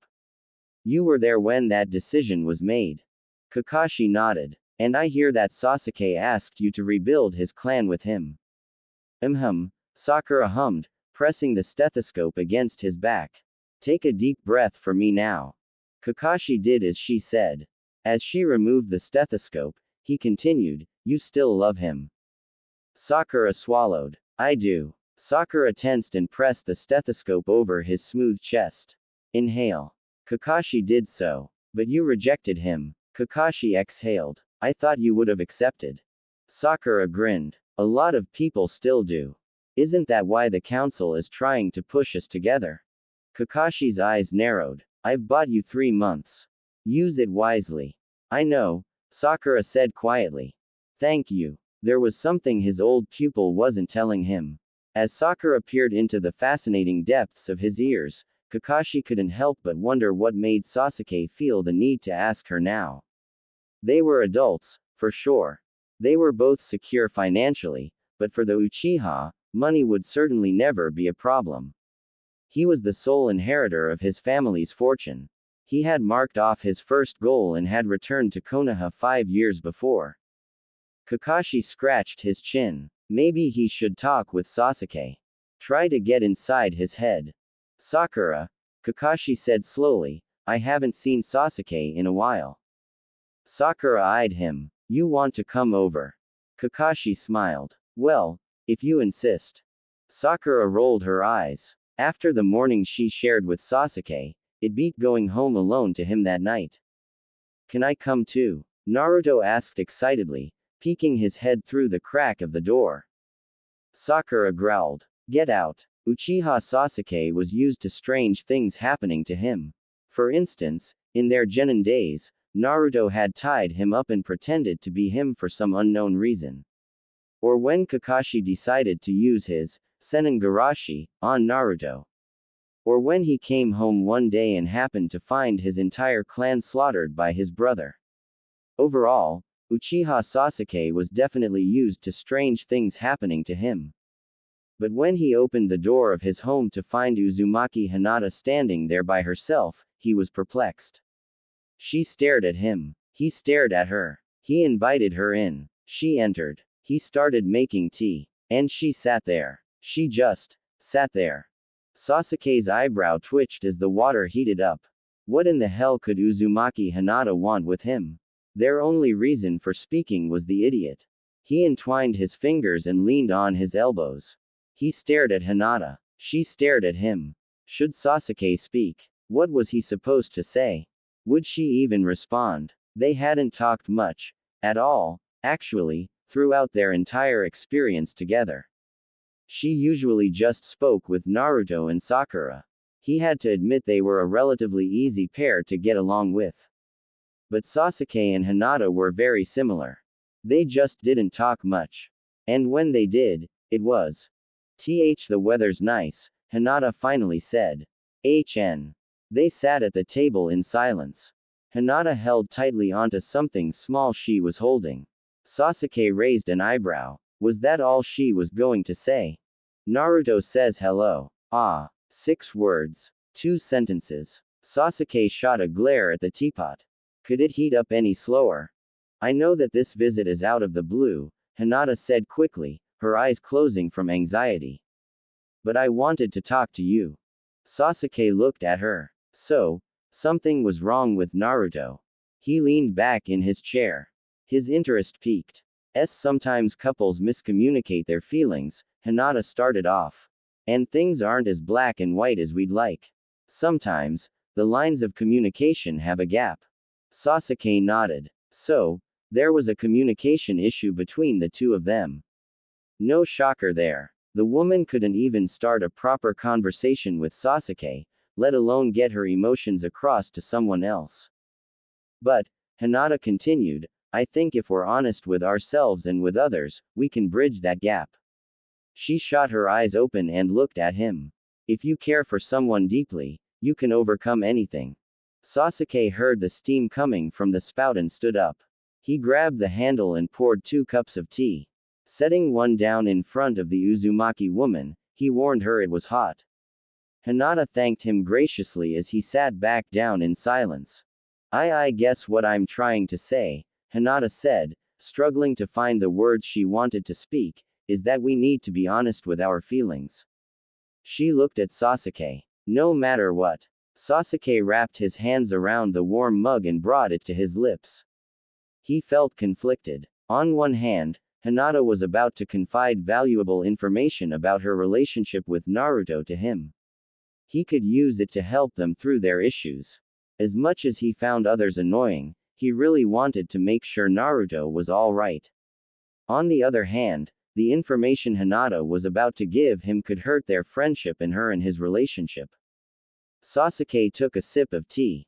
I do not mince words, Sasuke-kun, Hinata said slowly, I think you need to admit your feelings for Sakura. He choked on the tea as it struggled down his windpipe. He let out a few coughs, glaring at the Uzumaki. She was just as nosy as her no-good husband. And here he thought people would be able to mind their own damn business and manage their own damn problems. What feelings? Sasuke asked once he could breathe again. Hinata stared at him. You love her, but you're too afraid to admit it. Sasuke clenched his jaw and tightened his fists. Hinata came into his home to tell him this. What happened to the silent Hyuga heir who wouldn't speak unless spoken to? Sasuke smirked. Maybe Naruto had something to do with her confidence. He did seem to have that effect on others. Hinata sighed and lifted her hand to the table. She placed a small black box on the table. She smiled gently at Sasuke. I'm not going to sit here and reprimand you as Naruto has done, Hinata said honestly, rather, I'm going to tell you as the Hyuga clan heiress to the Uchiha clan heir. She narrowed her eyes. You need Haruno Sakura to continue your lineage. Hinata opened the lid of the container and set it aside, turning it so Sasuke would not be able to see what was inside. And I am here to help. Sasuke held back a sneer. The humble Hinata would help him get Sakura to rebuild his clan. What did she know? At least her clan was thriving. He opened his mouth to say so, but a single look from her made him stop. Listen to what I have to say, Hinata murmured. You lost your mother at an early age, Sasuke tensed. You never had someone to help you in this area. So I will assist you in wooing Sakura-chan. Uchiha looked at her carefully. The loss of loved ones was a very high cost to pay. Judging from the look in her eyes, Hinata was dead serious. But what was in it for her? Why are you helping me? He finally asked. The Hyuga and Uchiha clans have always been civil, at best. Sasuke eyed her warily. I might be Naruto's best friend, but why are you helping me? Hinata smiled. I care. She pushed the open box forward so that Sasuke could peer in. And everything you need to make Sakura yours is in there. Sasuke gave her a look before leaning forward. His onyx orbs widened as he looked in the box. Hinata, he said slowly, how did you get this? Hinata smiled and winked. As Naruto's wife, there is very little I cannot retrieve. Sasuke swallowed hard. He thought it had been lost. Never would he have guessed. He shakily reached for it. This is. Bam. Sasuke Tem. Naruto's voice shouted. Sorry, I broke your door. Oh. Naruto. Sakura snarled. At least take off your shoes. Sorry for intruding, Kakashi called. Hinata's eyes opened wide, and she moved to take the box back, but Sasuke was way ahead of her. He had closed the box and was already shoving it in his pocket. He looked at the relieved Uzumaki bride and nodded. Arigato, Hinata. And with that, his old teammates and sensei came barreling through the kitchen entranceway, making themselves at home and laughing all the while. Sasuke couldn't help but try to hide his smile as he watched Sakura scold Naruto. A home full of love and laughter. This was how it was always meant to be. So, Kakashi drawled, walking beside Sasuke and Naruto. How is everything? Sasuke glared at Kakashi. Getting kicked out of my own damn house is great. Kakashi's sweat dropped. Yes, Haruno Sakura was quite a force to be reckoned with when she had her heart set on something. When the three of them stumbled into Sasuke and Hinata's conversation, Sakura wanted to make dinner for everyone. It had been such a long time since Team 7 did something like that together that she hurried the boys out of the house so she and Hinata could get cooking. She insisted they go find Sai so he could join the fun. The Uchiha heir, however, wasn't so keen on the idea. He knew Sakura had an ulterior motive for getting him out of the house. She had been so stiff when speaking to him. Was she still angry about that morning? So when he found himself shoved out on the road with Naruto and Kakashi, he was very grumpy. And a grumpy Uchiha was never fun to be around. Nay, Naruto laughed as they walked down the street to find their other teammate. Did you have a good talk with Hinata-chan? Sasuke saw the innocent look in his eye. He raised his eyebrows. Ah, the Hyuga didn't consult with Naruto about her visit. A wise choice, in his opinion. Naruto wasn't really good at keeping secrets. Sasuke replied. She's interesting. Naruto tilted his head back proudly. Of course. She's my wife, after all. Their feet patted against the dirt as they approached the training grounds. They had already stopped by Ino's apartment, but he wasn't there. The second best bet would be the training grounds. Kakashi rolled his good eye. You're lucky to have such a doting wife, Naruto. Naruto blushed and frowned at the white-haired ninja. That's a given. Kakashi turned on Sasuke. And you're lucky to have Sakura living in your house. He scratched his cheek. How exactly did her apartment burn down? Do you have any updates on the cause? Sasuke noticed Naruto's shoulder tense. Not sure. We're still checking it out. Kakashi nodded. Or maybe you're too busy checking her out. Sasuke and Naruto glared at their sensei. Kakashi laughed uneasily and held up his hands in retreat. Too much. Oh, my precious love. Sai's booming voice echoed through the forest. Sasuke, Naruto, and Kakashi stopped in their tracks. What the hell was that? Leaping to the trees above, they made their way toward the voice. You make my penis hard, he said, and my loins ache with pleasure. Naruto nearly fell from the branch he landed on. He dodged the tree limbs as he jumped beside Sasuke. He glanced at the stone-cold Uchiha. Sasuke seemed to be just as confused as he was. You make my heart palpitate at irregular levels, he continued. And force my very core to throb. Naruto held his stomach. He thought he was gonna be sick. Sasuke frowned. Who could Sai be talking to? They had just visited Ino's place, and she was there. So who was he talking to? He felt a lurch in his gut. Sakura had mentioned she was worried for her dear friend Sake that morning. Maybe Sai was cheating on Ino. And every time we oscillate, I feel happy, he said. Every time we perform coitus, and you let out that cry of joy, I am overwhelmed with emotion. Kakashi hurried. Whatever drug Sai was on, Kakashi was positive it had affected his judgment. As he pushed through the bushes and into the clearing with Sasuke and Naruto on either side of him, he couldn't help but wonder what exactly he was walking into. But there, down on one knee, in front of a very irritated Shikamaru, was Sai. He held the shinobi's hand delicately, tenderly hovering his lips above his wrist. Shikamaru was scratching the back of his head awkwardly. Choji, who was eating popcorn, sat on a log, watching the two interact. What the hell, Sai? Naruto yelled, pulling out his blonde hair. This is worse than when I walked in on Shikamaru and Sakura-chan playing doctor on her desk. Both Kakashi and Sasuke looked at him. Kakashi in confusion, Sasuke in anger. Sai turned his head to smile politely at his teammates. Forgive me for being rude, but if you intend to stay, please sit over there with Choji-san. Sasuke tilted his head. What's going on here? They're practicing Sai's proposal, Choji said with a mouthful of butter and popcorn. He's been working on it for weeks.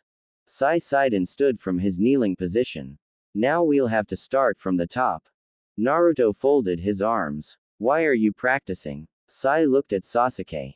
After hearing about your failed attempt at getting ugly, Sasuke's eyebrow twitched. I decided I would take a different approach. He held up a finger to explain. I read that if women feel that they are just a means for procreation, they get very upset. He nodded. So I've decided to stop having coitus with Ino and propose to her in a few days. He grinned. Then we can have all the coitus we want because we'll be engaged, and she'll know I don't see her as just an object.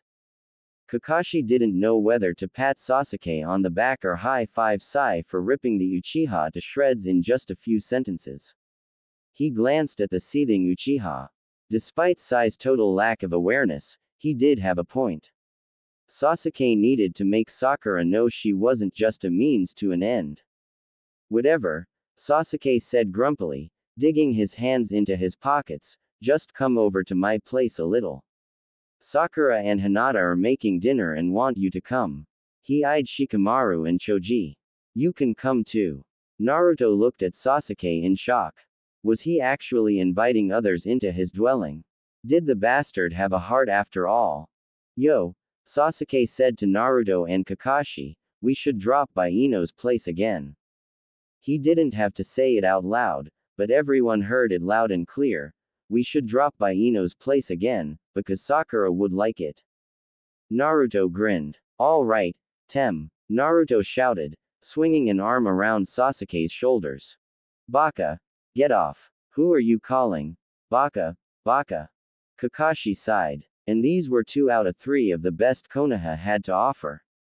He shook his head. They were all doomed. Haruno Sakura was still upset from that morning about what Sasuke had said to her. Annoying. Really. She squirted toothpaste on her toothbrush. How could the most skilled medic nin in the 5 great shinobi countries be annoying? She shoved her brush into her mouth and started scrubbing. She had avoided his gaze all throughout dinner. It wasn't hard, with over 5 people eating at the table. Having Naruto, Kakashi, Hinata, Sai, and Ino over for dinner did wonders for her spirits. It was good to be together and laugh over delicious food. Sakura paused in making her gums bleed from all of the brushing. But Sasuke had seemed rather irritated through dinner. She spat. That stupid Uchiha should have thought about that before he called her annoying. She wiped her lips on her hand towel before tossing her hair over her shoulder. Sakura adjusted her nightgown, puffed out her chest, and ripped the door open. She was on a mission. She was going to make that damn bastard regret the day he decided she was annoying. Sakura's feet padded down the hall, echoing as she took each step. She didn't care if he heard her. She wanted him to. She swung her bedroom doors open and rushed to her dresser. The ultimate weapon was at her disposal. She shifted through her undergarments and ripped out her green vibrator. She smirked. Oh yes. Uchiha Sasuke was going to pay. She clicked the on button. Nothing happened. Sakura's jaw dropped. No. No way. She pressed it again. No vibrations. Nothing. Sakura groaned. Of all days, why'd it have to stop working, then? She looked at the thing. She tilted her head. So what if it didn't vibrate? She grinned. She'd just have to go longer and harder. She threw herself on the bed and parted her legs. Taking the shaft, she moved it to her opening and. Sakura. Sasuke's voice came through the door. Could I speak with you? She let her head fall in disappointment. Okay. Sasuke. Sakura rolled off the bed and threw her useless vibrator back in her dresser. She threw the doors open to come face to face with a shirtless Sasuke. She blinked. What's up? Sakura asked, avoiding looking at his 8-pack. Sigh. Sasuke said slowly. You were concerned about him and Ino this morning. Sakura looked up at him. She leaned back and started closing the doors again. Oh, that. She shook her head. You said it was none of my business, so. Sasuke swiftly reached out to stop the door from being slammed in his face. Sai is proposing to Ino. He pushed it back. By the end of the week. The pink-haired Kunoichi stared up at the Uchiha. Her eyes narrowed. He's what? I just thought you should know, Sasuke said coolly. Since you were so worried. Sakura tilted her head to the side. That would explain Sai's strange behavior to some degree, but. So why isn't he sleeping with her? Sakura asked Sasuke. Sasuke turned his gaze away. He doesn't want her to think she's just his. Sasuke searched for the right word. Release. Sakura's eyes softened. Sai was going to ask Ino to marry him. She smiled and sighed. I'm glad, she murmured, rubbing her head. Watching them at dinner tonight, I was scared, she laughed. Never mind then. She looked to Sasuke and let her grin spread wide across her face.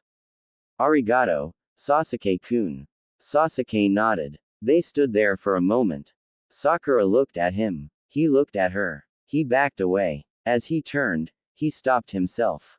Sakura, he said, watching her reaction in the corner of his eye. I'm sorry. Her fingers flew to her lips, trying to suppress a gasp. Did Sasuke just. Wait. Sakura stammered, taking a step forward. He looked back at her. She rubbed her arm awkwardly. Well, she had his attention now. Sasuke's eyebrows rose. Would you? Sakura swallowed hard and shifted her gaze. Would you spend tonight with me? Sasuke watched her cheeks heat up and smirked. He walked past her and made his way to the bed. Feeling the wind brush by her as he walked past, Sakura opened her eyes to look at him. I didn't mean it like that, Sakura said, hoping he wouldn't take off his pants. I just. Sakura. Sasuke had already slipped under the sheets and was looking at her expectantly. Her blush deepened. Come to bed. She let out a breath she didn't even realize she had been holding. Oh okay. Haruno Sakura was delightfully happy. She snuggled closer to the warmer part of the bed and sighed. Her arms were wrapped around her pillows while her legs were entangled in the sheets. She inhaled a delectable scent. Sasuke's scent. It was the aroma that overtook the whole house. A smell she couldn't get away from. A scent she didn't want to get away from. Yes. She was happy. That is until her pillows tried to move. Her brow wrinkled, and she pulled them closer. She wanted to keep holding them. Why would they try to escape her? They stopped moving. She smiled and pressed her cheek into the soft yet firm material. Happiness sunk further into her heart. All was right with the world. Nuzzling the pillow, Sakura slowly opened her eyes. The first thing she noticed was that she wasn't holding onto pillows. This was much too firm for pillows. The second thing she noticed was the 8-pack beneath her fingers. That was definitely not her pillow. Sakura blinked. She turned her gaze upward to look at Uchiha Sasuke's sleeping face. It all came rushing back. His apology, her request, they're sleeping together. Sakura felt a blush creep on her cheeks. Should she move? Would he be angry if he woke up and found her so close to him? One by one, she pried her fingers off of his chest. She lifted her palm slowly and drew her hand away. She laid her hand on her hip but felt something there. She looked down to find Sasuke's arm around her waist. Her face heated up. While she was increasingly happy with the situation, she couldn't help but feel a little embarrassed. She had asked Sasuke to spend the night with her. Why, exactly? Sakura shook her head. She wasn't sure herself. All she knew was that when he was there, she felt better. Plus, Tsunade would probably praise her for getting the Uchiha in bed. She did, after all, still need to seduce him into loving her. So Sakura took a deep breath and started to slip out of bed. Sakura was happy enough as it was while sleeping next to the Uchiha. She didn't want to push it. She slowly but surely slid out of his arms, making sure not to jostle him around. She didn't want to wake him. Sakura smirked. Not yet, at least. No, Sakura had a plan she wasn't afraid to use. She made her way to the edge of the bed before swinging her legs over it. She stood and stretched. She looked at his peaceful sleeping form. Now, it was time for the Uchiha to open his eyes. Sakura carefully opened her dresser, making sure the drawer squeaked as she did so. She didn't turn around. She raised her nightgown over her head and let it fall to the floor in a heap. It was only then that Sakura turned around. But the damn Uchiha was still asleep. But no, his eyes were still closed. She was shocked. She wasn't putting on this show for nothing. Little did she know, she was already trapped in his genjutsu. The Sharingan had been wildly spinning the moment she woke up. She was under the impression that he was asleep. But no, while Sakura's eyes saw Sasuke asleep, he was actually wide awake and watching her very carefully. Sasuke had seen her slink off her nightgown with mild amusement, and despite her making sure her breasts were covered, he certainly got an eyeful. He had to admit, she had definitely developed over the years. What used to be flat and non-existent were now voluptuous breasts he was ready to sink his teeth into. What had once been weak limbs and abs were now muscular weapons ready to attack whenever Sakura so desired. So, as Sakura rolled her eyes and threw on clothing, Sasuke looked on with a smirk on his face.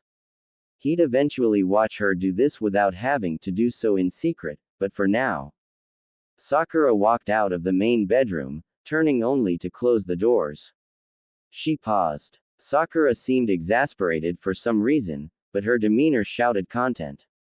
A small smile spread on her face. Arigato, Sasuke-kun, she whispered.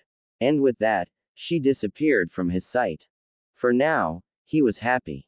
You slept with him, Ino said flatly, arms crossed as she leaned against the counter, watching Sakura bend over a particularly extravagant bouquet of blood-red roses. You totally did. Sakura didn't look up. Instead, she inhaled slowly, letting the floral scent fill her lungs. Rolling her eyes, Sakura moved on to the next arrangement, a messy mix of peonies and eucalyptus stems. I don't know what you're talking about, she said, but her ears were tinged pink. When Sakura got dressed that morning, she hadn't even stopped for coffee.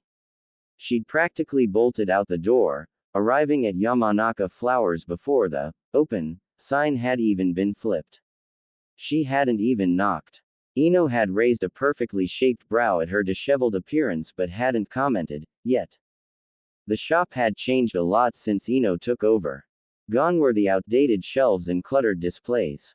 Everything now was airy and bright, with curated arrangements in color-coded sections and hand-lettered signs in Ino's loopy cursive. It smelled like fresh blooms and lavender oil, and somehow, like Ino herself, it was confident, polished, and a little dramatic. Though she still picked up hospital shifts when she could, Ino spent most of her time here now. She insisted running the shop was therapeutic, even though it meant she had to deal with brides, allergy-prone customers, and her mother's constant micromanaging. But Ino thrived under pressure. She always had. I slept with him, Sakura said slowly as if the words tasted strange in her mouth. But we didn't have sex. Ino's pout was immediate, dramatic, and entirely expected. She flopped onto the nearest stool like she'd just been personally betrayed. You're kidding me. Sakura busied herself with stripping leaves off a tulip stem, her cheeks faintly pink. Ino crossed her arms. You had the Uchiha in your bed, your actual bed, and you didn't fuck his brains out. Sakura didn't answer, which Ino took as a challenge. Seriously, Ino went on, throwing her hands up. Do you know how long I've been in a dry spell? I mean, Sai and I used to have this rhythm, okay. He finally figured out how to look like he was enjoying himself instead of reciting a textbook mid-climax. He was getting so good at making the right faces, and then boom. Suddenly, it's like the rug got yanked out from under me. Ino paused dramatically, grabbing a spray bottle from the table and misting a ficus as if it had personally offended her. I swear, 1 minute we're a power couple, and the next it feels like we're about to hit a dock and disembark for good. Sakura gave her a sympathetic look. I'm sorry, Ino. You should be. Because if I'm not getting laid, someone in this tragic friend group better be. And now you're telling me you had Sasuke Uchiha, shirtless, vulnerable, probably brooding, and you didn't climb him like a tree. Sakura choked on a laugh, covering her mouth with the back of her hand. Ino narrowed her eyes. You know what? Maybe Sai's right. Maybe Sasuke doesn't even have a dick. Sakura snorted this time. Oh my god. Ino, stop. I'm just saying. Ino gestured wildly. He's hot but so emotionally constipated that I wouldn't be surprised if that extended to his pants. Sakura shook her head, a smile tugging at her lips despite herself. He stayed with me because I just needed him nearby. That's all. That's all, Ino repeated skeptically. That's all. If a man like that was in my bed, I'd be naked and ready for anything. You're impossible, and you're wasting golden opportunities. Sakura's temple throbbed. Ino. She stopped herself. Maybe Sasuke was dickless. Sakura had been working hard to get his attention. But maybe she wasn't working hard enough. I don't get it, Sakura muttered. I slipped my bra into his laundry. I strut around Konoha wearing the Uchiha crest like I'm auditioning to be his clan's next matriarch. I play doctor with him after Naruto kicks his ass. Ino gave her a pointed look. That's not even subtle. Sakura huffed. I slept next to him, half naked, warm, breathing in his ear. And I still don't get any response. Sakura dropped into the chair beside Ino with a dramatic exhale. Do I really have no sex appeal? I feel you, Ino said, her tone equally aggrieved as she dabbed a paper towel at a thorn-pricked finger. It's like, no matter what I wear, or don't wear, Sai won't touch me. I know, Sakura growled, throwing up her hands. This morning, I changed in front of him, loudly, mind you. Threw my shirt over my shoulder like a damn seductress in a romance novel. He didn't even twitch. I just kept sleeping. I was practically naked. Ino scoffed, slamming the towel down. I was naked this morning. Sakura blinked. Seriously. Woke up early, even, Ino continued like she was giving a mission report. I made breakfast, like, actual food, because I thought, maybe if I feed him something besides instant miso, he'd finally snap out of it. So I brought it to him. In bed. On me. On you. I put 2 omelets on my boobs, Ino said, dead serious. Heart-shaped ketchup across my stomach. And guess what was in my vagina? Sakura gagged. Ino. A rice ball. Handmade. Ino went on, entirely undeterred. Do you know how hard it is to keep seaweed in place when you're walking? Oh my god, Sakura wheezed, face red as she doubled over with laughter. I was trying to make it memorable. Ino said, half laughing, half outraged. You know what he did? I'm scared to ask. He blinked at me, and then he asked if I was trying a new fertility ritual. Sakura slid off the chair and onto the floor, howling. No, he didn't. He did. Ino sighed, collapsing against the wall beside her. What is wrong with them? They're broken, Sakura muttered into her knees. Beautiful and broken. Hot and useless, Ino agreed solemnly.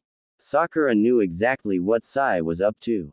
But that didn't make it any less frustrating. In her opinion, both Sai and Sasuke were in desperate need of a good slap to the head, maybe two.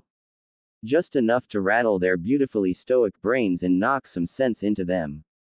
I mean, Ino sniffled, wiping the corner of her eye with the edge of her sleeve, I was naked, Sakura. With food on me. What guy doesn't like that? Sakura let out a dry laugh. I don't know anymore. Being in love with emotionally constipated men might actually be the death of us.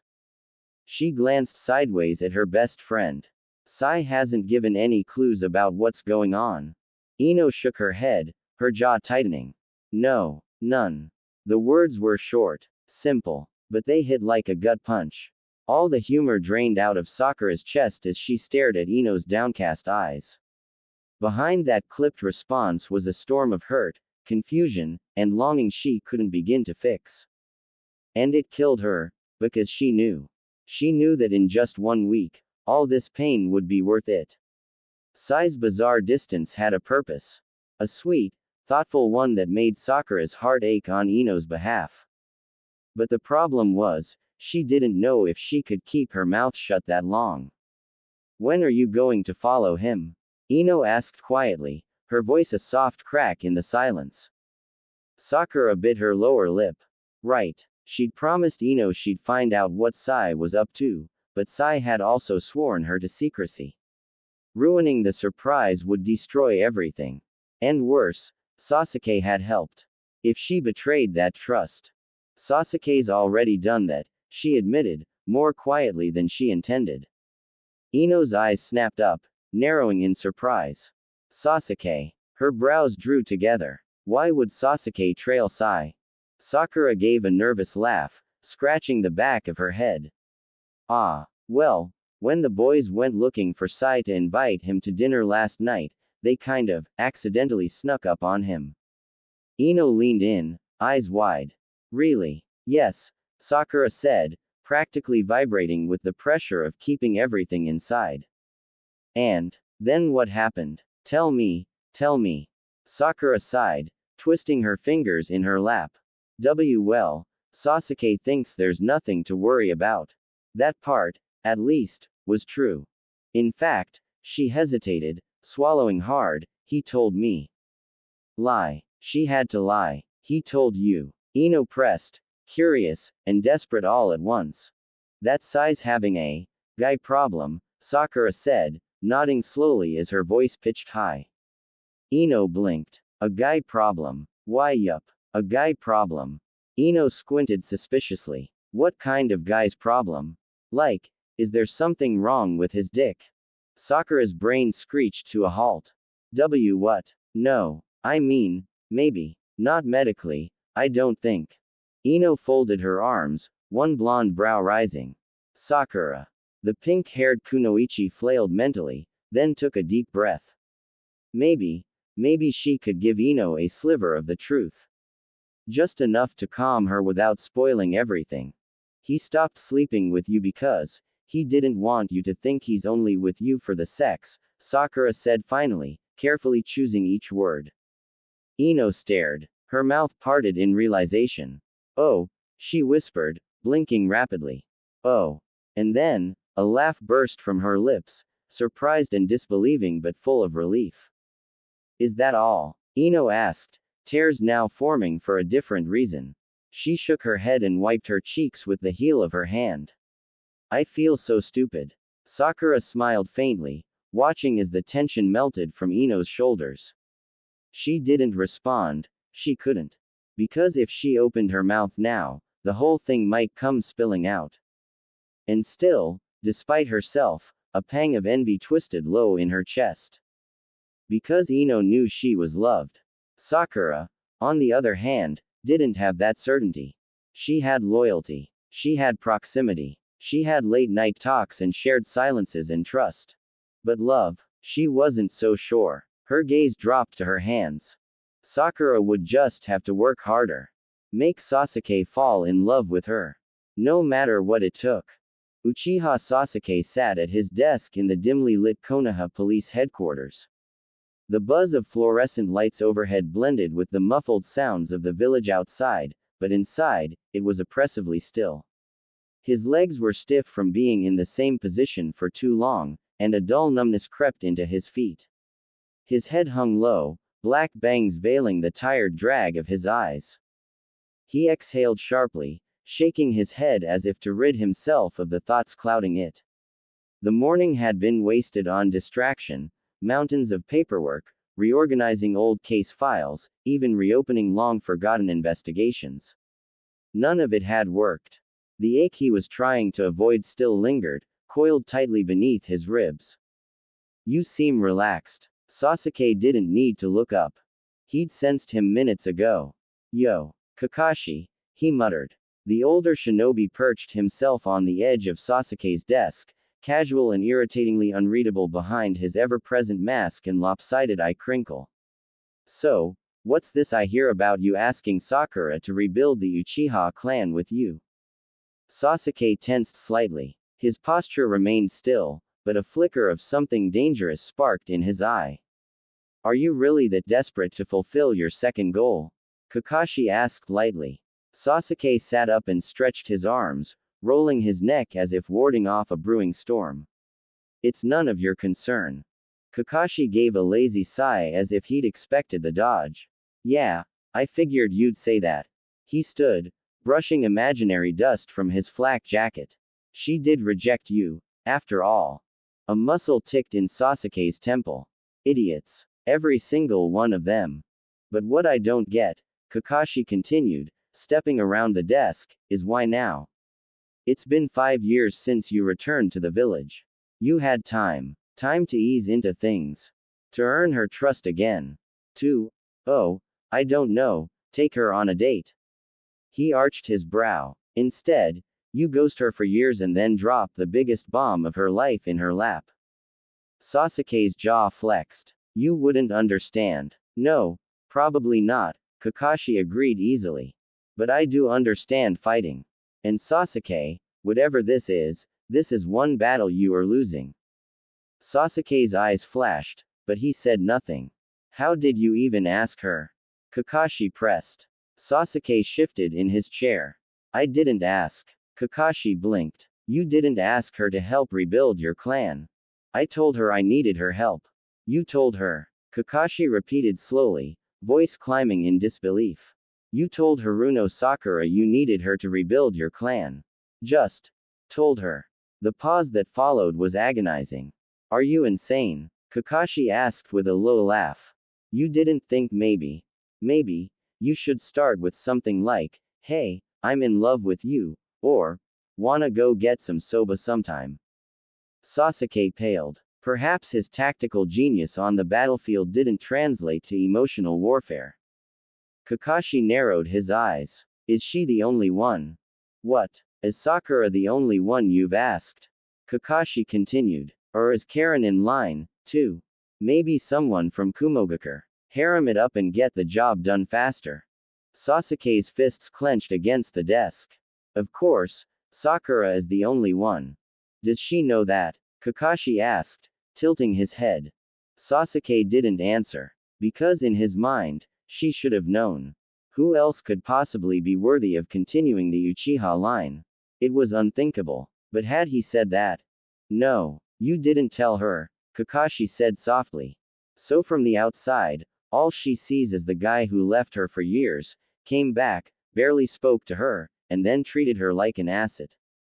Sasuke stood abruptly, his chair scraping against the floor. The room felt tight, stifling. He wanted Kakashi gone. Look, Kakashi said, now wary of the sharp chakra rolling off Sasuke's frame. All I'm saying is you need to talk to her. And I don't mean some cryptic one-liner. I mean, actually, tell her how you feel. Sasuke scoffed. Disgusting. Kakashi paused. What did you say? Love. Sasuke spat, eyes hardening. Love is what drove me to avenge my family. It's what made me kill my brother. It's what made me betray the village. Love. He stopped, breath jagged. The hatred in his voice was palpable. Love is disgusting. Kakashi slid off the desk slowly, hands raised a fraction, not in fear, but in understanding. There it was. And it all made sense now. You think Sakura's love is disgusting, too? He asked quietly. Sasuke looked down at the floor, voice low. Love makes us weak. No, Kakashi said, voice firm. It makes us human. It's a vulnerability I can't afford. Then don't expect her to stand by you when you're only offering her a half-life. Sasuke didn't respond. Kakashi sighed, leaning back against the desk with a shake of his head. You want her to rebuild your clan, but you won't give her your heart. Silence. That's not a partnership, Kakashi said. That's an order. Sasuke turned toward the window, the sunlight catching the sharp angles of his face. A shadow passed over his eyes. I think it's time for you to leave, he said, voice like steel. Kakashi nodded, heading for the door. But just before stepping out, he glanced over his shoulder. Oh, and Sasuke. The Uchiha looked up, scowling faintly. Kakashi raised a hand and gave a half wave. I think it's about time you grew a pair. Sakura. Ino sighed, sinking further into the bath, the steam curling lazily around her flushed face. This was such a great idea.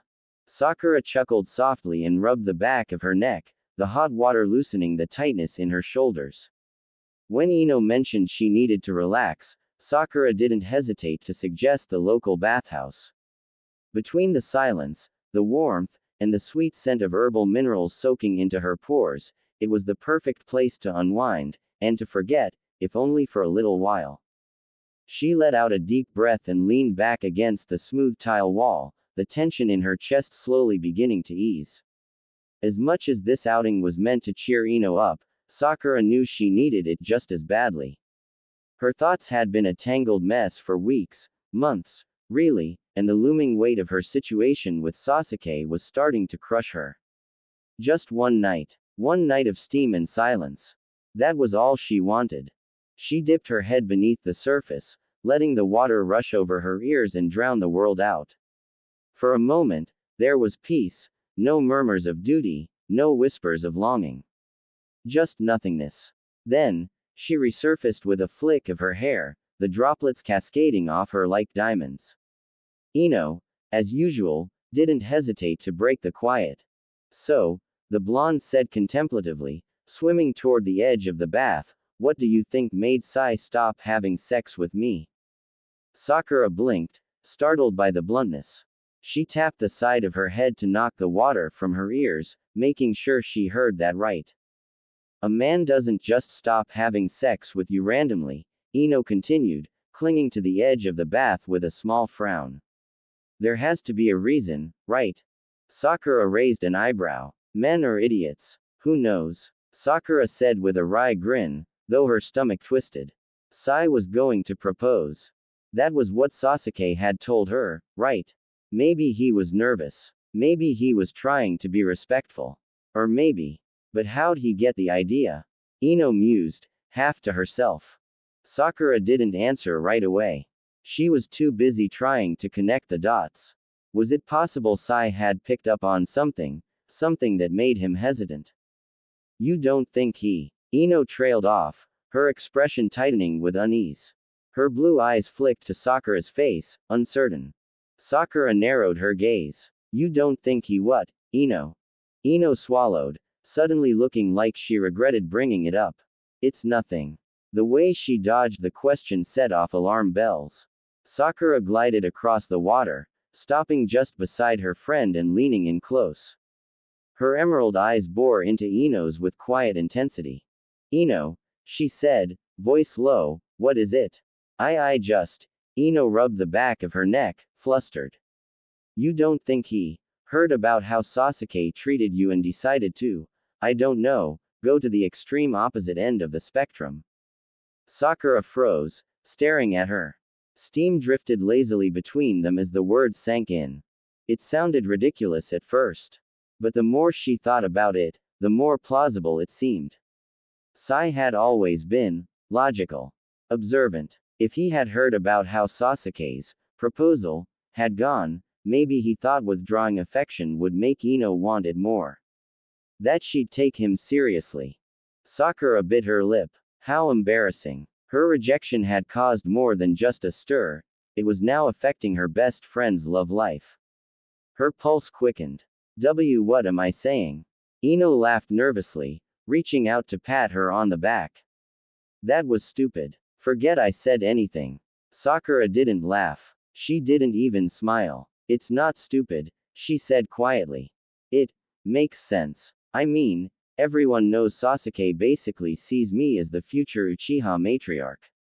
Her voice twisted bitterly. He just forgot to ask if I wanted that title. Ino's smile turned sad. Hey, you've got 3 months to figure it out.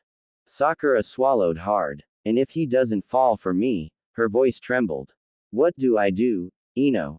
Ino moved closer, reaching out to squeeze her hand. He will. He's just emotionally constipated. Sakura let out a hollow laugh, but it didn't reach her eyes. She stared into the water, her reflection blurred by the ripples. She hated how much hope she still carried. How much it hurt to keep hoping. Naruto's order hung over her like a guillotine. 3 months. 3 months to make Sasuke fall in love with her. 3 months to secure her place beside him. And if she failed? Her thoughts spiraled. She couldn't run. She wouldn't run. Konoha was her home. Her roots were here. Her friends, her family. Fleeing wasn't just cowardly. It was unthinkable. So that left only one escape. Ino, she said suddenly, voice barely above a whisper. Ino turned to her, startled by the shift in tone. If I can't do it, if I can't make him love me, I need you to do something for me. Ino's stomach dropped. Sakura, what are you planning? Sakura closed her eyes. If she couldn't get out of a loveless marriage, if she couldn't make Sasuke fall for her, then this was her only option. Uchiha Sasuke grimaced as he felt his skin crackle under the heat, the dull ache radiating from his shoulder a sharp contrast to the icy calm he usually maintained. His body moved with precision atop the placid lake, his chakra holding him steady on its surface. The sun had long dipped behind the mountains, casting the sky in molten hues of orange and purple. The lake, belonging to his clan's estate, shimmered beneath the last rays of daylight like liquid fire, mirroring the flames he'd been spewing all afternoon. Sweat beaded down his temples, mixing with soot and ash from his relentless training. He tore off his damp gray shirt and flung it back toward the dock with a sharp flick of his wrist. His chest heaved slightly with exertion, but his scowl had nothing to do with fatigue. That damn Kakashi. How dare he stick his nose where it didn't belong, again? Sasuke bit the inside of his cheek and formed the seal of confrontation with a snap of his hand. He pressed his fingers to his lips and let the flames erupt from his lungs in a long, guttural exhale. Fire bloomed across the lake's surface before it hissed out into steam. Love. The word coiled like a venomous snake in his chest. Love had twisted him into a weapon once. It had driven him to abandon everything, his village, his team, his humanity. It fueled his rage, his vengeance, his obsession with bloodlines and honor and death. Love was a curse in disguise. A dangerous, blinding thing that turned boys into monsters. Yet Kakashi, with that damn unreadable eye, had told him Sakura needed love. And now, here he was, considering the impossible. He ran a hand through his damp, black hair, frustration building in his bones like storm clouds ready to burst. Yes, Kakashi had a point. Sakura had rejected his last attempt, a calculated, Duty-bound, loveless proposal. She didn't say no outright, but she didn't say yes, either. And he knew why. She wasn't going to be shackled to a cold arrangement, not after everything she'd been through. She deserved more. Still, he needed her. Not just for sentiment or some buried guilt. He trusted her. She was the strongest kunoichi in the village, capable of obliterating mountains and mending bones with a flick of her wrist. If anyone could bear the weight of reviving the Uchiha name, it was her. It wasn't just about strength. It was politics. Strategy. Together, they would ensure their children were more than just heirs, they'd be legacies. Children of war and healing, of justice and mercy. They would restore what the world took from him. He unsheathed his sword in one swift movement. Moonlight glinted off the steel as he slid into a back stance. Muscles tensed. Blade gleamed. Swipe. Love is weakness. Jab. But maybe pretending isn't so bad. Thrust. One word. That's all it would take. Say it. Lie, if you must. But then, Sasuke-kun. His balance wavered. The chakra beneath his feet flickered, and he plunged into the lake with a sharp splash. He surfaced, blinking the water from his eyes, just in time to catch the sound of a familiar giggle. Standing at the edge of the dock, hands on her hips and a smirk playing on her lips, was Haruno Sakura. She wore a sleeveless crimson tunic trimmed in black, his mother's old sparring outfit. Her pink hair was tied into a loose bun, tendrils clinging to her flushed cheeks. She looked equal parts mischievous and beautiful. Sasuke dragged himself from the water, every step deliberate as he ascended the dock. Sakura, he said flatly, droplets trailing down his bare chest. Hold still, she said, ignoring his tone entirely as she reached up to his face. He scowled. What are you? Her fingers brushed against a burn on his cheek. Cold. Soft. The scent of mint and healing balm filled the air. You were reckless, she murmured, uncapping a small bottle of antiseptic. Fire is no joke, even for you. He narrowed his eyes but didn't move.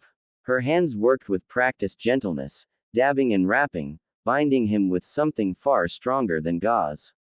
His pride twitched in protest, but he remained silent. He hated how easy it was to let her near. I told Ino why Sai's been acting weird, Sakura continued casually, bandaging another spot just below his collarbone. But don't worry, I didn't spill the whole secret. She winked, tapping her lips. His proposal's safe with me. Sasuke's pulse quickened. He could do this. Just say the damn word. Sakura. He tried again. She leaned in, breath brushing his ear. He froze. Her eyes, those damn jade eyes, looked up at him with such softness, such trust.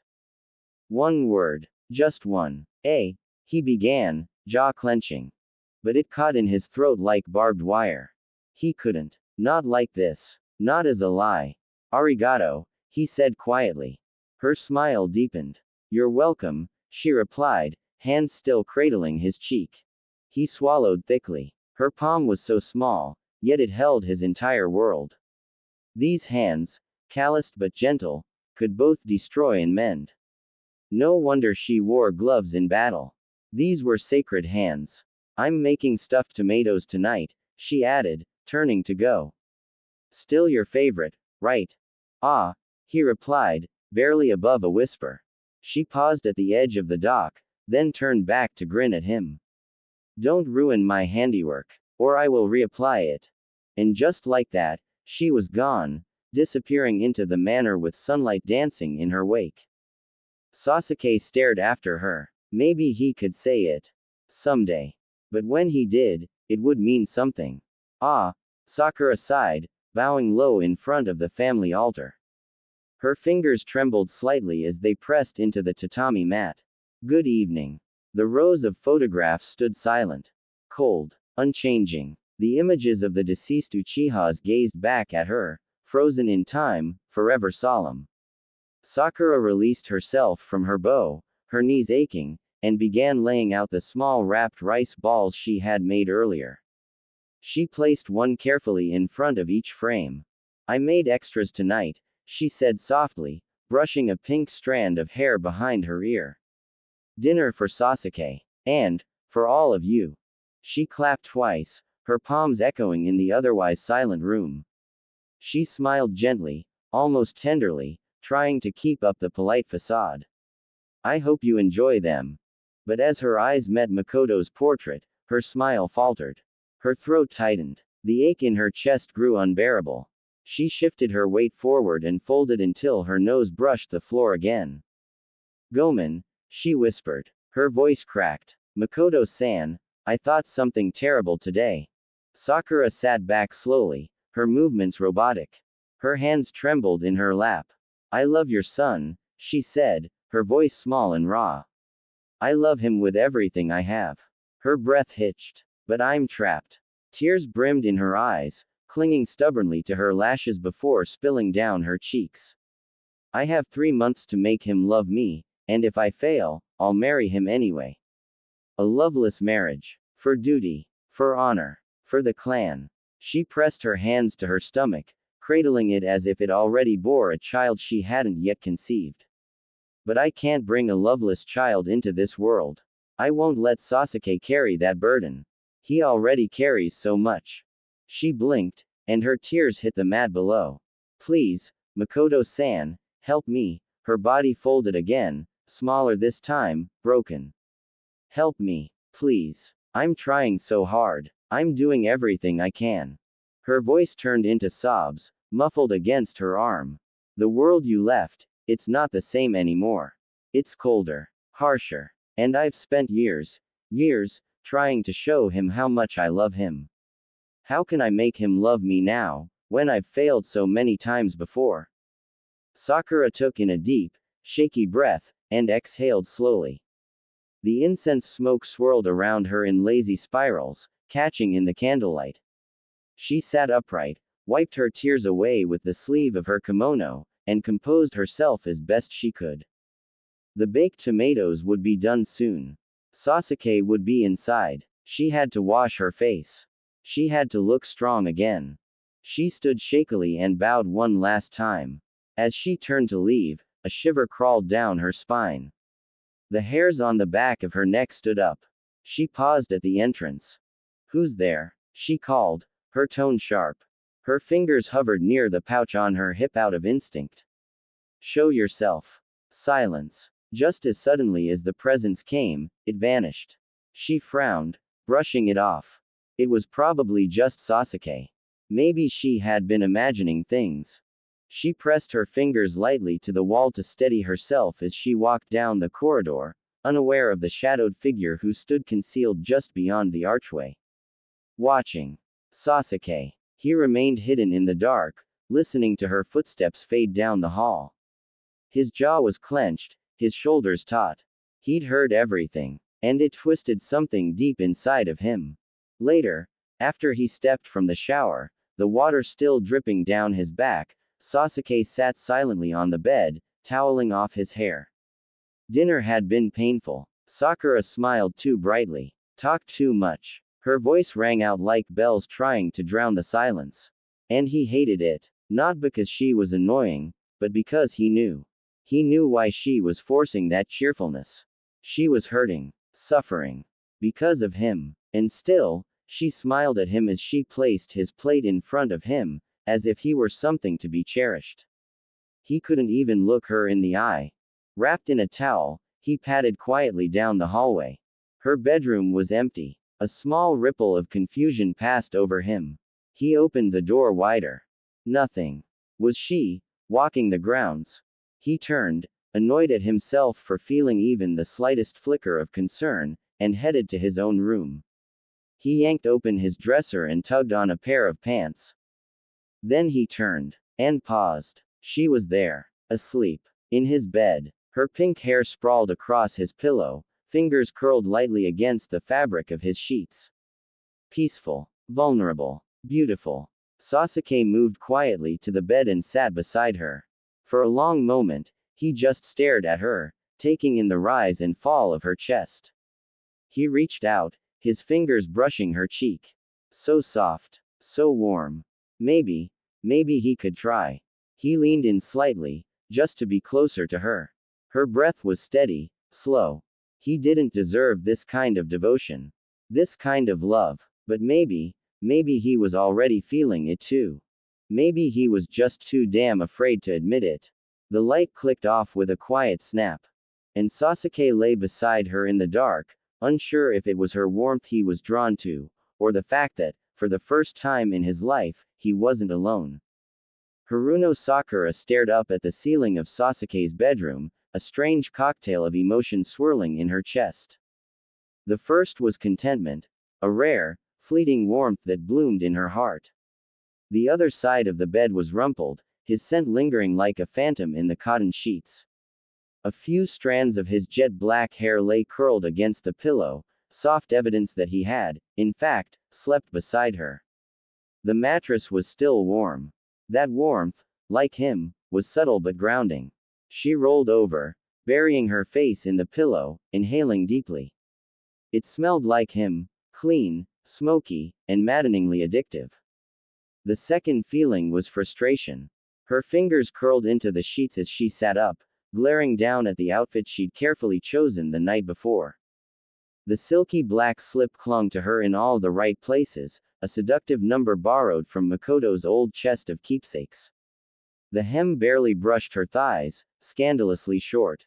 She hadn't worn any underwear on purpose, thinking that if she snuggled close enough, if her bare skin pressed against Sasuke's, he'd crack.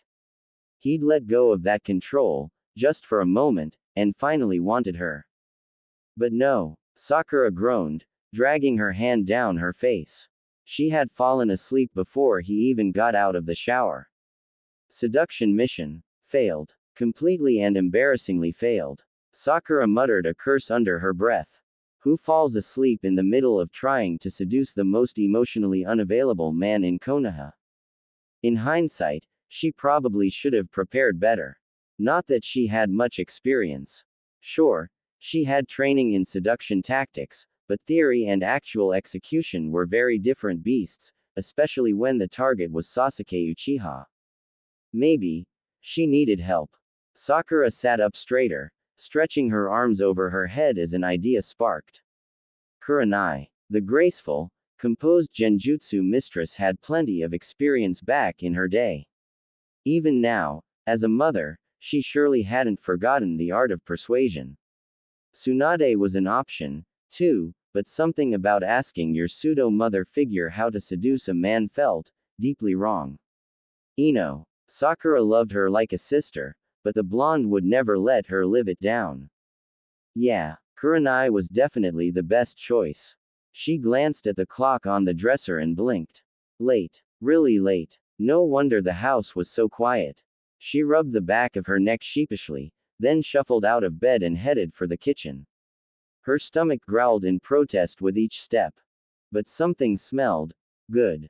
Really good. A savory aroma hit her like a kunai to the gut. She paused in the hallway, frowning. Sasuke should have been long gone by now. He had police station duties in the mornings. So who had? Sakura's breath hitched slightly as she stepped into the kitchen. Breakfast was waiting on the table. A perfectly made omelet, still warm, paired with rice balls shaped with almost ridiculous precision. Her gaze softened. He made this, for her. Sasuke had never bothered when he had to leave early, but this was different. Sakura sat down slowly, chopsticks in hand. The first bite of egg melted on her tongue, rich and fluffy. Her chest fluttered. He'd made this and timed it so it would still be warm when she woke up. That wasn't just thoughtful, it was intimate. For Sasuke, at least. A knock sounded at the front door when Sakura was halfway through her omelet. Sakura blinked, chewing quickly. She stood, wiping her hands on a napkin before padding toward the door, still mid-yawn as she pulled it open. "Gee, good morning," she mumbled, rubbing the sleep from her eyes. Sakura-chan." Hinata's face turned beet red, eyes darting down and immediately away. I hope I'm not interrupting anything." Sakura looked down and groaned inwardly. She was still wearing that slip. "Of course. You're fine," she said, trying to wave it off. Come in. I'll throw on something a little less awkward. Oh, okay, Hinata mumbled, eyes firmly fixed on the floor. Sakura bolted back to her room and tugged on a simple top and shorts, her mind racing. What was Hinata doing here so early, anyway? This wasn't just a casual visit. Something had happened. When she returned, Hinata looked significantly less mortified. Better, Sakura teased, brushing back her bangs. Hinata laughed softly. Much. So, what's up? The Hyuga heiress shifted awkwardly, fingers tangling together. I know you're probably busy at the hospital. Hinata, Sakura interrupted, crossing her arms. Just tell me what you need. Hinata relaxed at the directness. That was Sakura, reliable, straightforward, fierce. No wonder Naruto always leaned on her. Would you walk with me? Hinata asked, already slipping her shoes back on. Sakura nodded. Of course. The morning air was crisp as they stepped into the abandoned quiet of the Uchiha compound. Sakura glanced at Hinata as they walked. Her eyes were darting around the empty street nervously. Yeah, the compound still carried the weight of ghosts. Back when Sasuke was gone, Sakura used to come here often. She'd bring fresh flowers, not just in memory of Sasuke but for his family, for the clan that had been taken too soon. She remembered how the sunsets would stain the streets crimson and gold, as if the sky itself mourned with her. The silence here wasn't peaceful, it was haunted. Sasuke-kun called Naruto-kun this morning, Hinata finally said. Sakura arched her brow. He called Naruto. Hinata nodded, cheeks pink. He sort of dragged him out of bed. Sakura's jaw dropped. He what? Hinata laughed nervously. I tried to put it nicely, but yes. Sakura shook her head. Of course he did. Those boys, always so extra. Because Naruto's missing, I need help setting up for the Konoha Spring Festival, Hinata admitted, looking down. Sakura sighed, the corners of her mouth twitching up into a smile. Alright, she said. Where do we start? What the hell is your problem? Naruto growled, dropping to the grass with a huff. They were standing at Training Ground 3, Team 7's old stomping ground, where so many memories, good and bad, still hung in the air. Kakashi stood behind him, clad in his Hokage robes but still somehow managing to look half asleep. His visible eye narrowed slightly.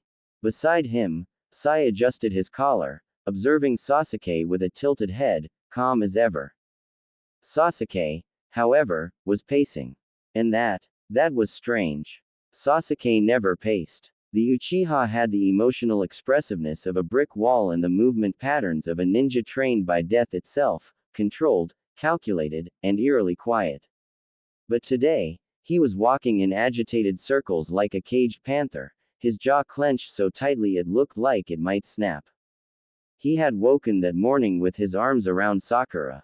Her back had been pressed into his chest, her scent tangled with the sheets, and her hand resting lightly over his heart. That was when he knew. He was in deep trouble. The very thing he had feared, becoming vulnerable, needing someone, had already happened. And worst of all, it felt good. So, naturally, he did the only rational thing he could think of. He called a meeting. I need your help, Sasuke said flatly, his voice slicing through the quiet morning like a blade through silk. Naruto blinked, stunned. Sai raised an eyebrow. Kakashi nearly tripped over his own sandals. The great Uchiha Sasuke, asking for help. That was enough to make anyone double-check for genjutsu. Naruto leapt up and shoved a kunai under Sasuke's chin. Alright, who are you and what have you done with the real Sasuke Tem? Sasuke rolled his eyes and batted the weapon away. Come off it. Done. Sai smiled pleasantly. What do you need from us, traitor? Sasuke visibly bit his tongue. These were the people he had to rely on. Regrettable. But they were the only ones he trusted not to laugh him into next week. Naruto had Hinata, and somehow had managed to lock down a literal angel despite being emotionally constipated for years. Sai was, bizarrely, On the verge of proposing to Ino after 3 years of consistent emotional growth, and as for Kakashi. Well, Kakashi was Hokage now. If nothing else, the man had the world's most impressive poker face and a frightening knack for cutting through bullshit. Sasuke inhaled deeply, like he was about to rip off a bandage. It's Sakura, he said. Kakashi's visible eye crinkled in interest. Oh ho. Was Sasuke about to confess? She's, Sasuke muttered, scowling. Annoying. Kakashi's sweat dropped. So close. Naruto groaned. That's what you dragged us out here for. Sasuke ground his teeth together. Were they truly this dense? She's making me, Sasuke started, then trailed off, his fists clenched. His voice dropped. She's making me feel. Silence. Naruto and Kakashi exchanged a slow glance. Even Sai looked momentarily surprised. Sai's face softened, the usual plastic smile falling away. She makes you feel, he repeated. Sasuke glanced at him, wary. Maybe, just maybe, Sai would understand. When I started developing feelings for Ino, Sai said, face to face, I didn't understand what I was experiencing. So, I did research. Books, mostly. They explained that to show affection, one must engage in coitus and allow their partner to perform fellatio. Naruto choked. Kakashi sighed. Asuke looked like he was reconsidering every life choice that led him here. Of course, that failed at first, Sai continued, thoughtful. But eventually, she helped me understand emotional intimacy. For instance, when I felt tightness in my pants, she insisted it was her duty and pleasure to relieve. Sasuke's fist connected with Sai's head. Hard. Ow. Sai muttered, rubbing his temple. I was trying to be helpful. Kakashi stepped in, hands raised. Let's focus. Sasuke, what exactly do you want from us? Sasuke exhaled, dragging a hand through his hair. I don't know how to do this. Do what? Naruto asked. This. Sasuke gestured vaguely at the air. The love thing. The feeling stuff. Naruto crossed his arms. You're seriously struggling that much? It's not like she's some stranger. She's Sakura. You know her better than anyone. That's the problem, Sasuke muttered. She knows me better than anyone. Kakashi tilted his head. And that scares you. Sasuke glared at the ground. She was crying yesterday. His voice dropped. I couldn't stand it. Naruto blinked. The change in tone hit him like a slap. This wasn't just awkward Uchiha brooding. This was guilt. Fear. I've survived war. Torture. Loss. Sasuke whispered. But when she cries, it feels like my chest is splitting open. And I don't know how to fix it. Kakashi's gaze softened. Sai slowly pulled out a small notebook. In this erotic novel, he said solemnly, the protagonist soothes his partner by performing cunnilingus.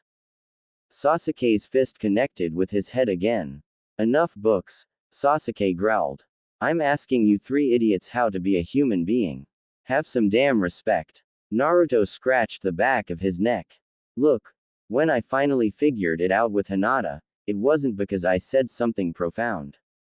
It was 'cause I stopped running from it.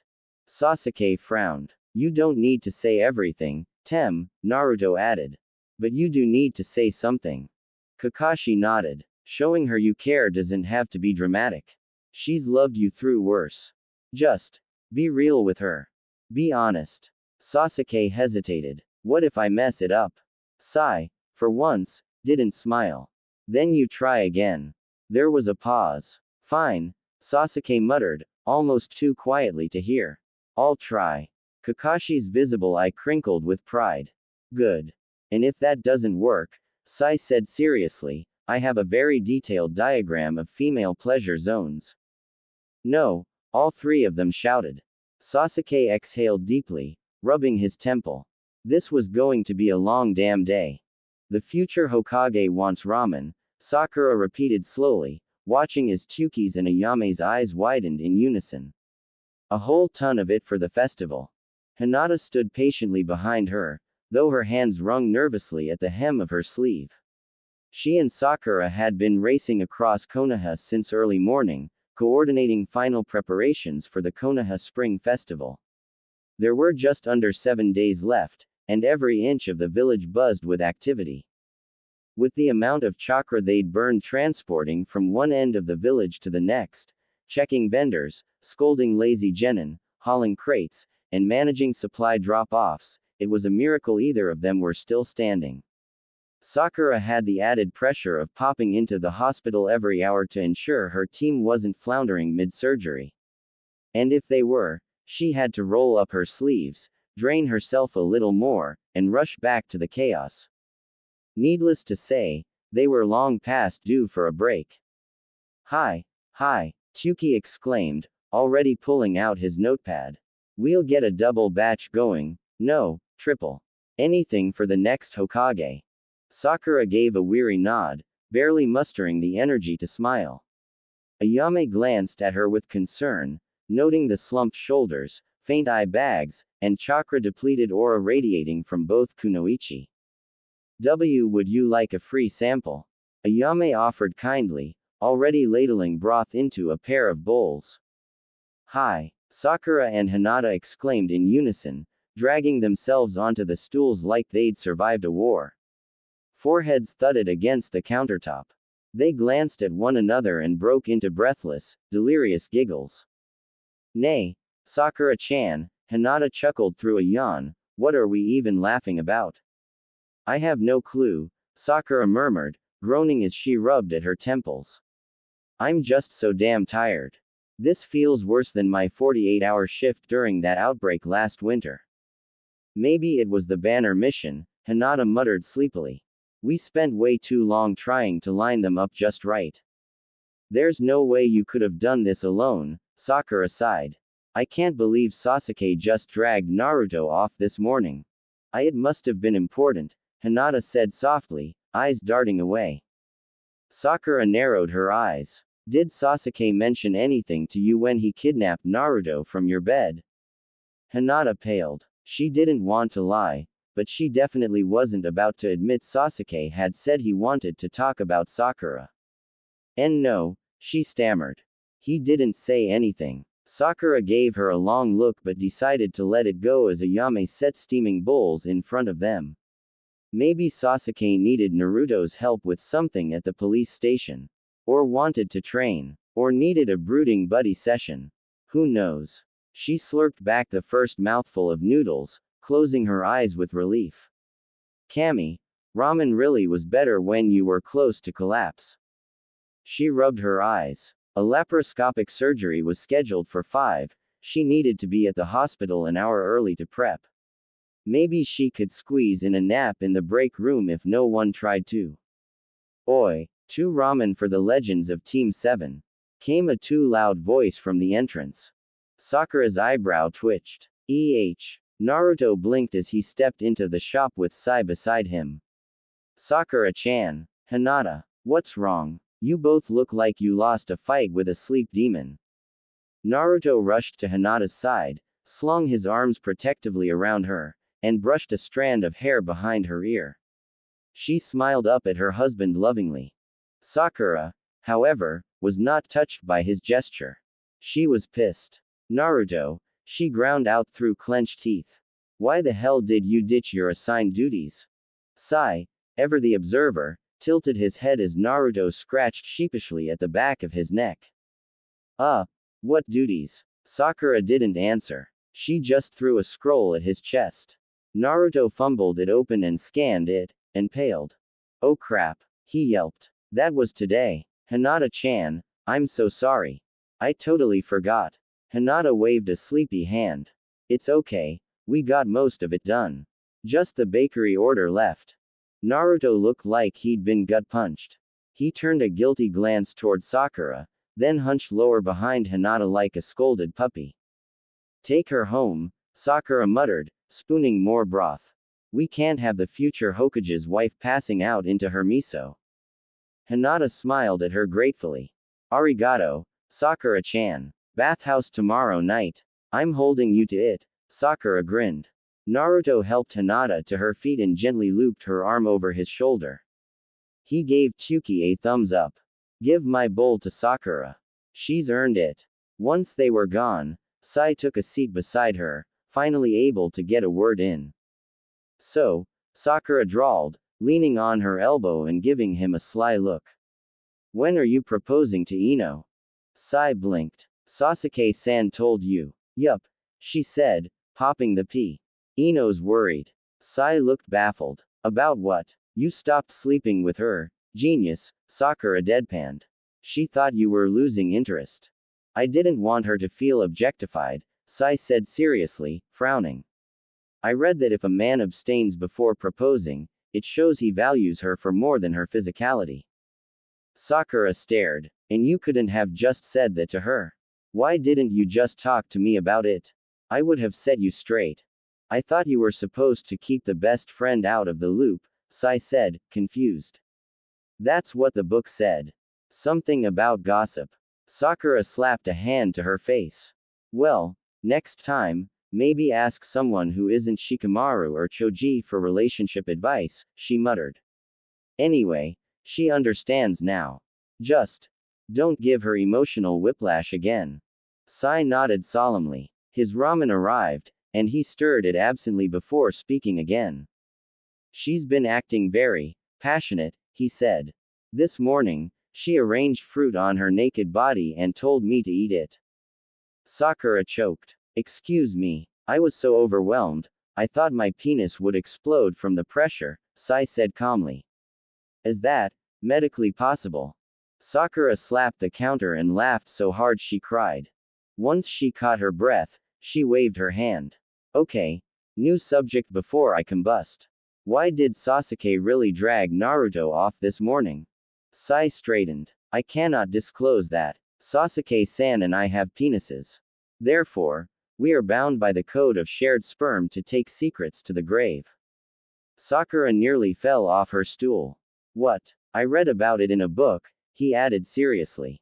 It's called the Brotherhood of Ejaculatory Trust. Sakura sputtered into her ramen. Fine, she wheezed. Then, at least tell me where he is.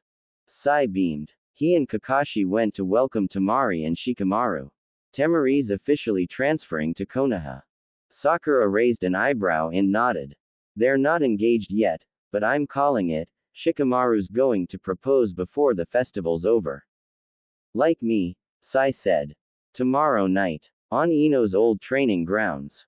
By moonlight. If it rains, we'll kiss. The book says that's peak romance. Sakura smiled, truly touched this time. She'll love it, Sai. Sai looked thoughtful. And then we can have sex.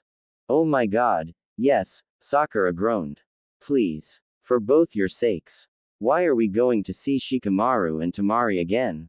Sasuke asked, his footsteps echoing beside Kakashi's as they strolled down a quiet Konoha street bathed in late afternoon sunlight. Because you need to see how a normal couple interacts, Kakashi replied easily, hands buried in his pockets. And it's the polite thing to do. Temari's new in town, and you're a friend, kind of. Sasuke gave a scoff. So now I'm being forced into social niceties. Kakashi shrugged. You're trying to understand relationships better, aren't you? Consider this field research. And an order from your Hokage.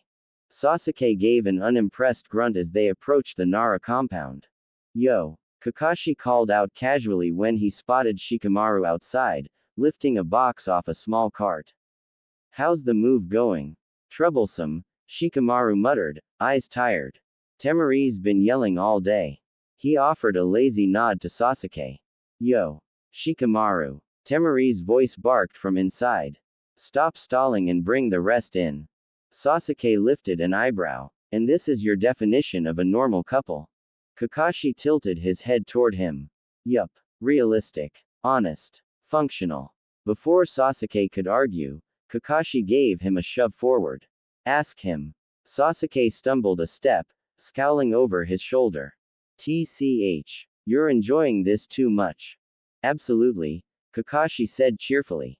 Sasuke tightened his jaw. He'd already endured an entire morning of unsolicited advice from Naruto and Sai, most of which sounded like it came out of a bad romance novel.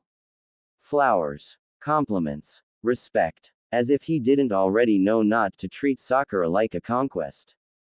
He didn't need Shikamaru adding his lazy commentary to the mix. Shikamaru asked, dropping the box to the ground with a dull thud. You good? Sasuke kept his gaze fixed on a tree in the yard. He wasn't going to ask. He refused. From behind, Kakashi stepped on his foot. Sasuke winced. Damn it, he muttered under his breath, clenching his jaw. Do you need help with that?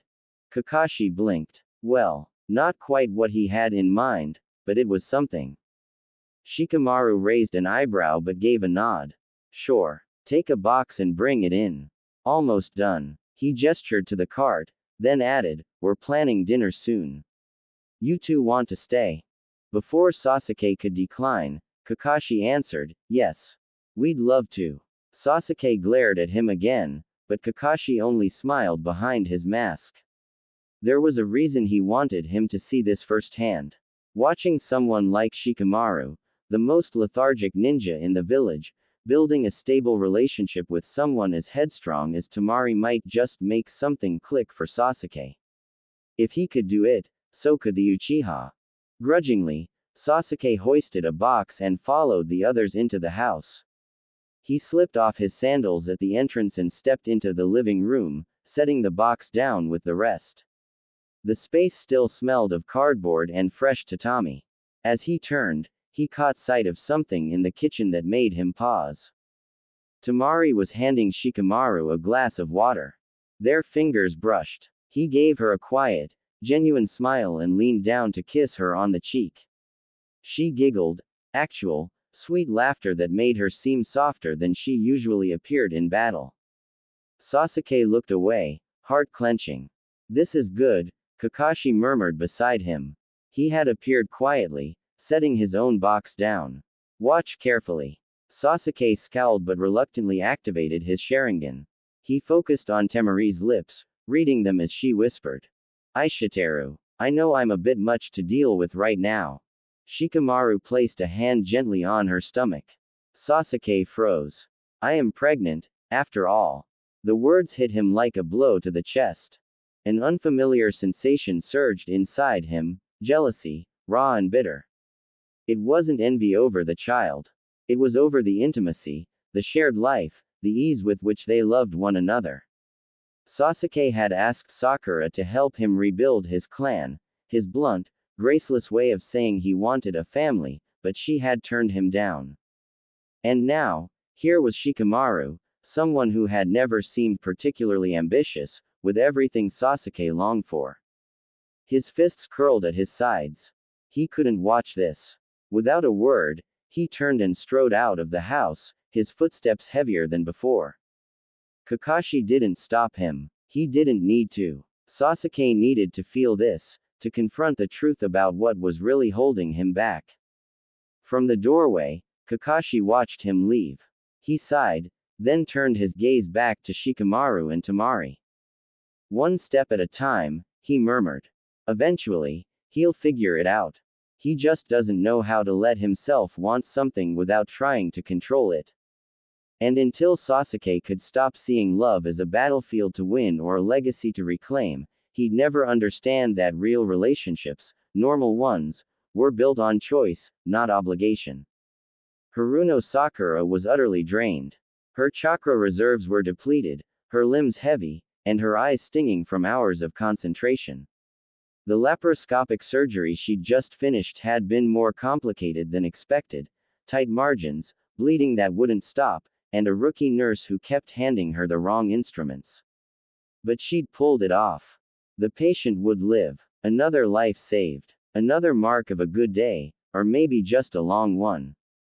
All she wanted now was to crash. Sakura hadn't seen Sasuke all day, which wasn't unusual in and of itself, but lately, it had become a habit. A comforting, silent ritual. Even if it was just for a few minutes in the morning or a shared meal at night, seeing him had become something she quietly relied on.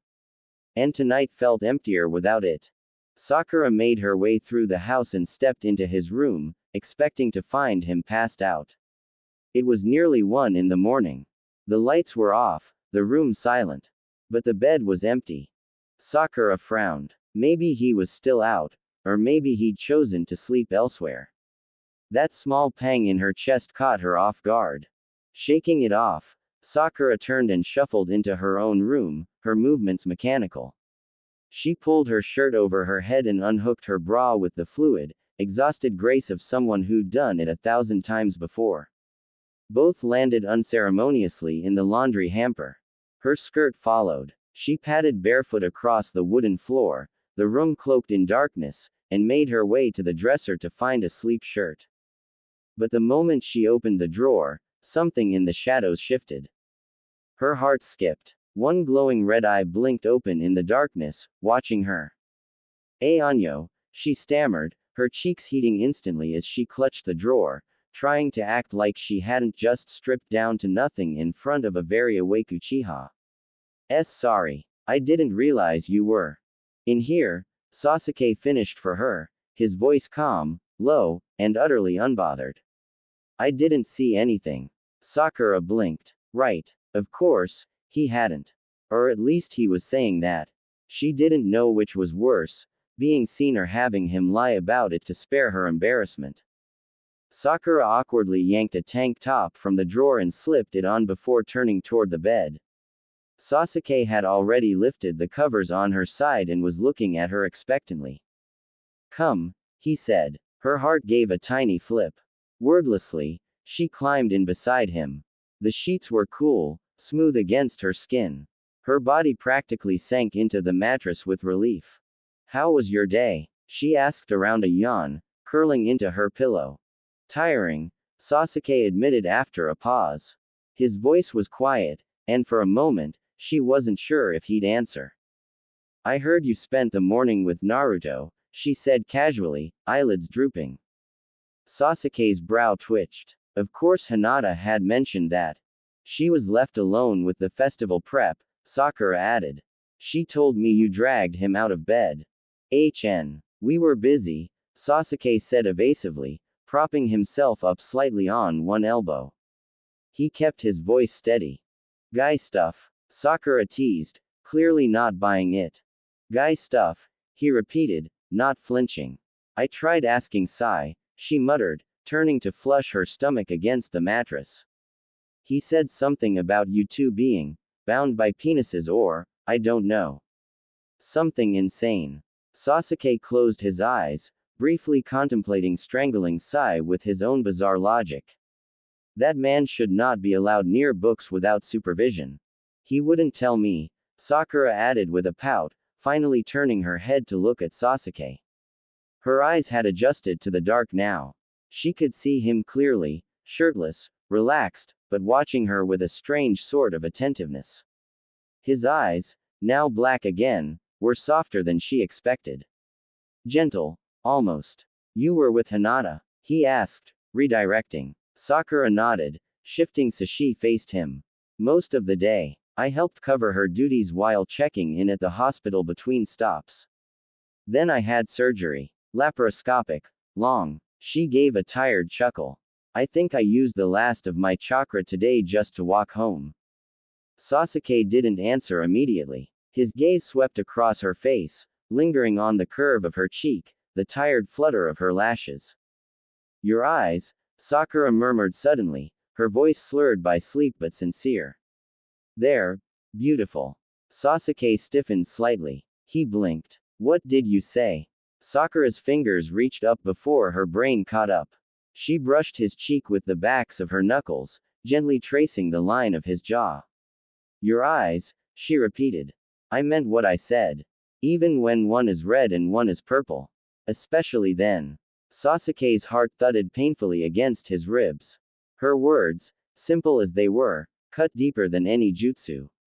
And she didn't even realize what they did to him. Sakura, he whispered, his voice barely audible as he bent forward and pressed his lips gently to her forehead. Arigato. Her tired smile was soft and sincere as she burrowed against his chest, her head resting beneath his chin. She released a slow breath. Good night, she murmured. Sasuke hesitated. His arms hovered over her back for a moment before settling, wrapping around her frame with something close to reverence. She was warm, soft, and real in his arms. He closed his eyes. Good night, Sakura. And for once, his nightmares didn't come. Thanks for watching.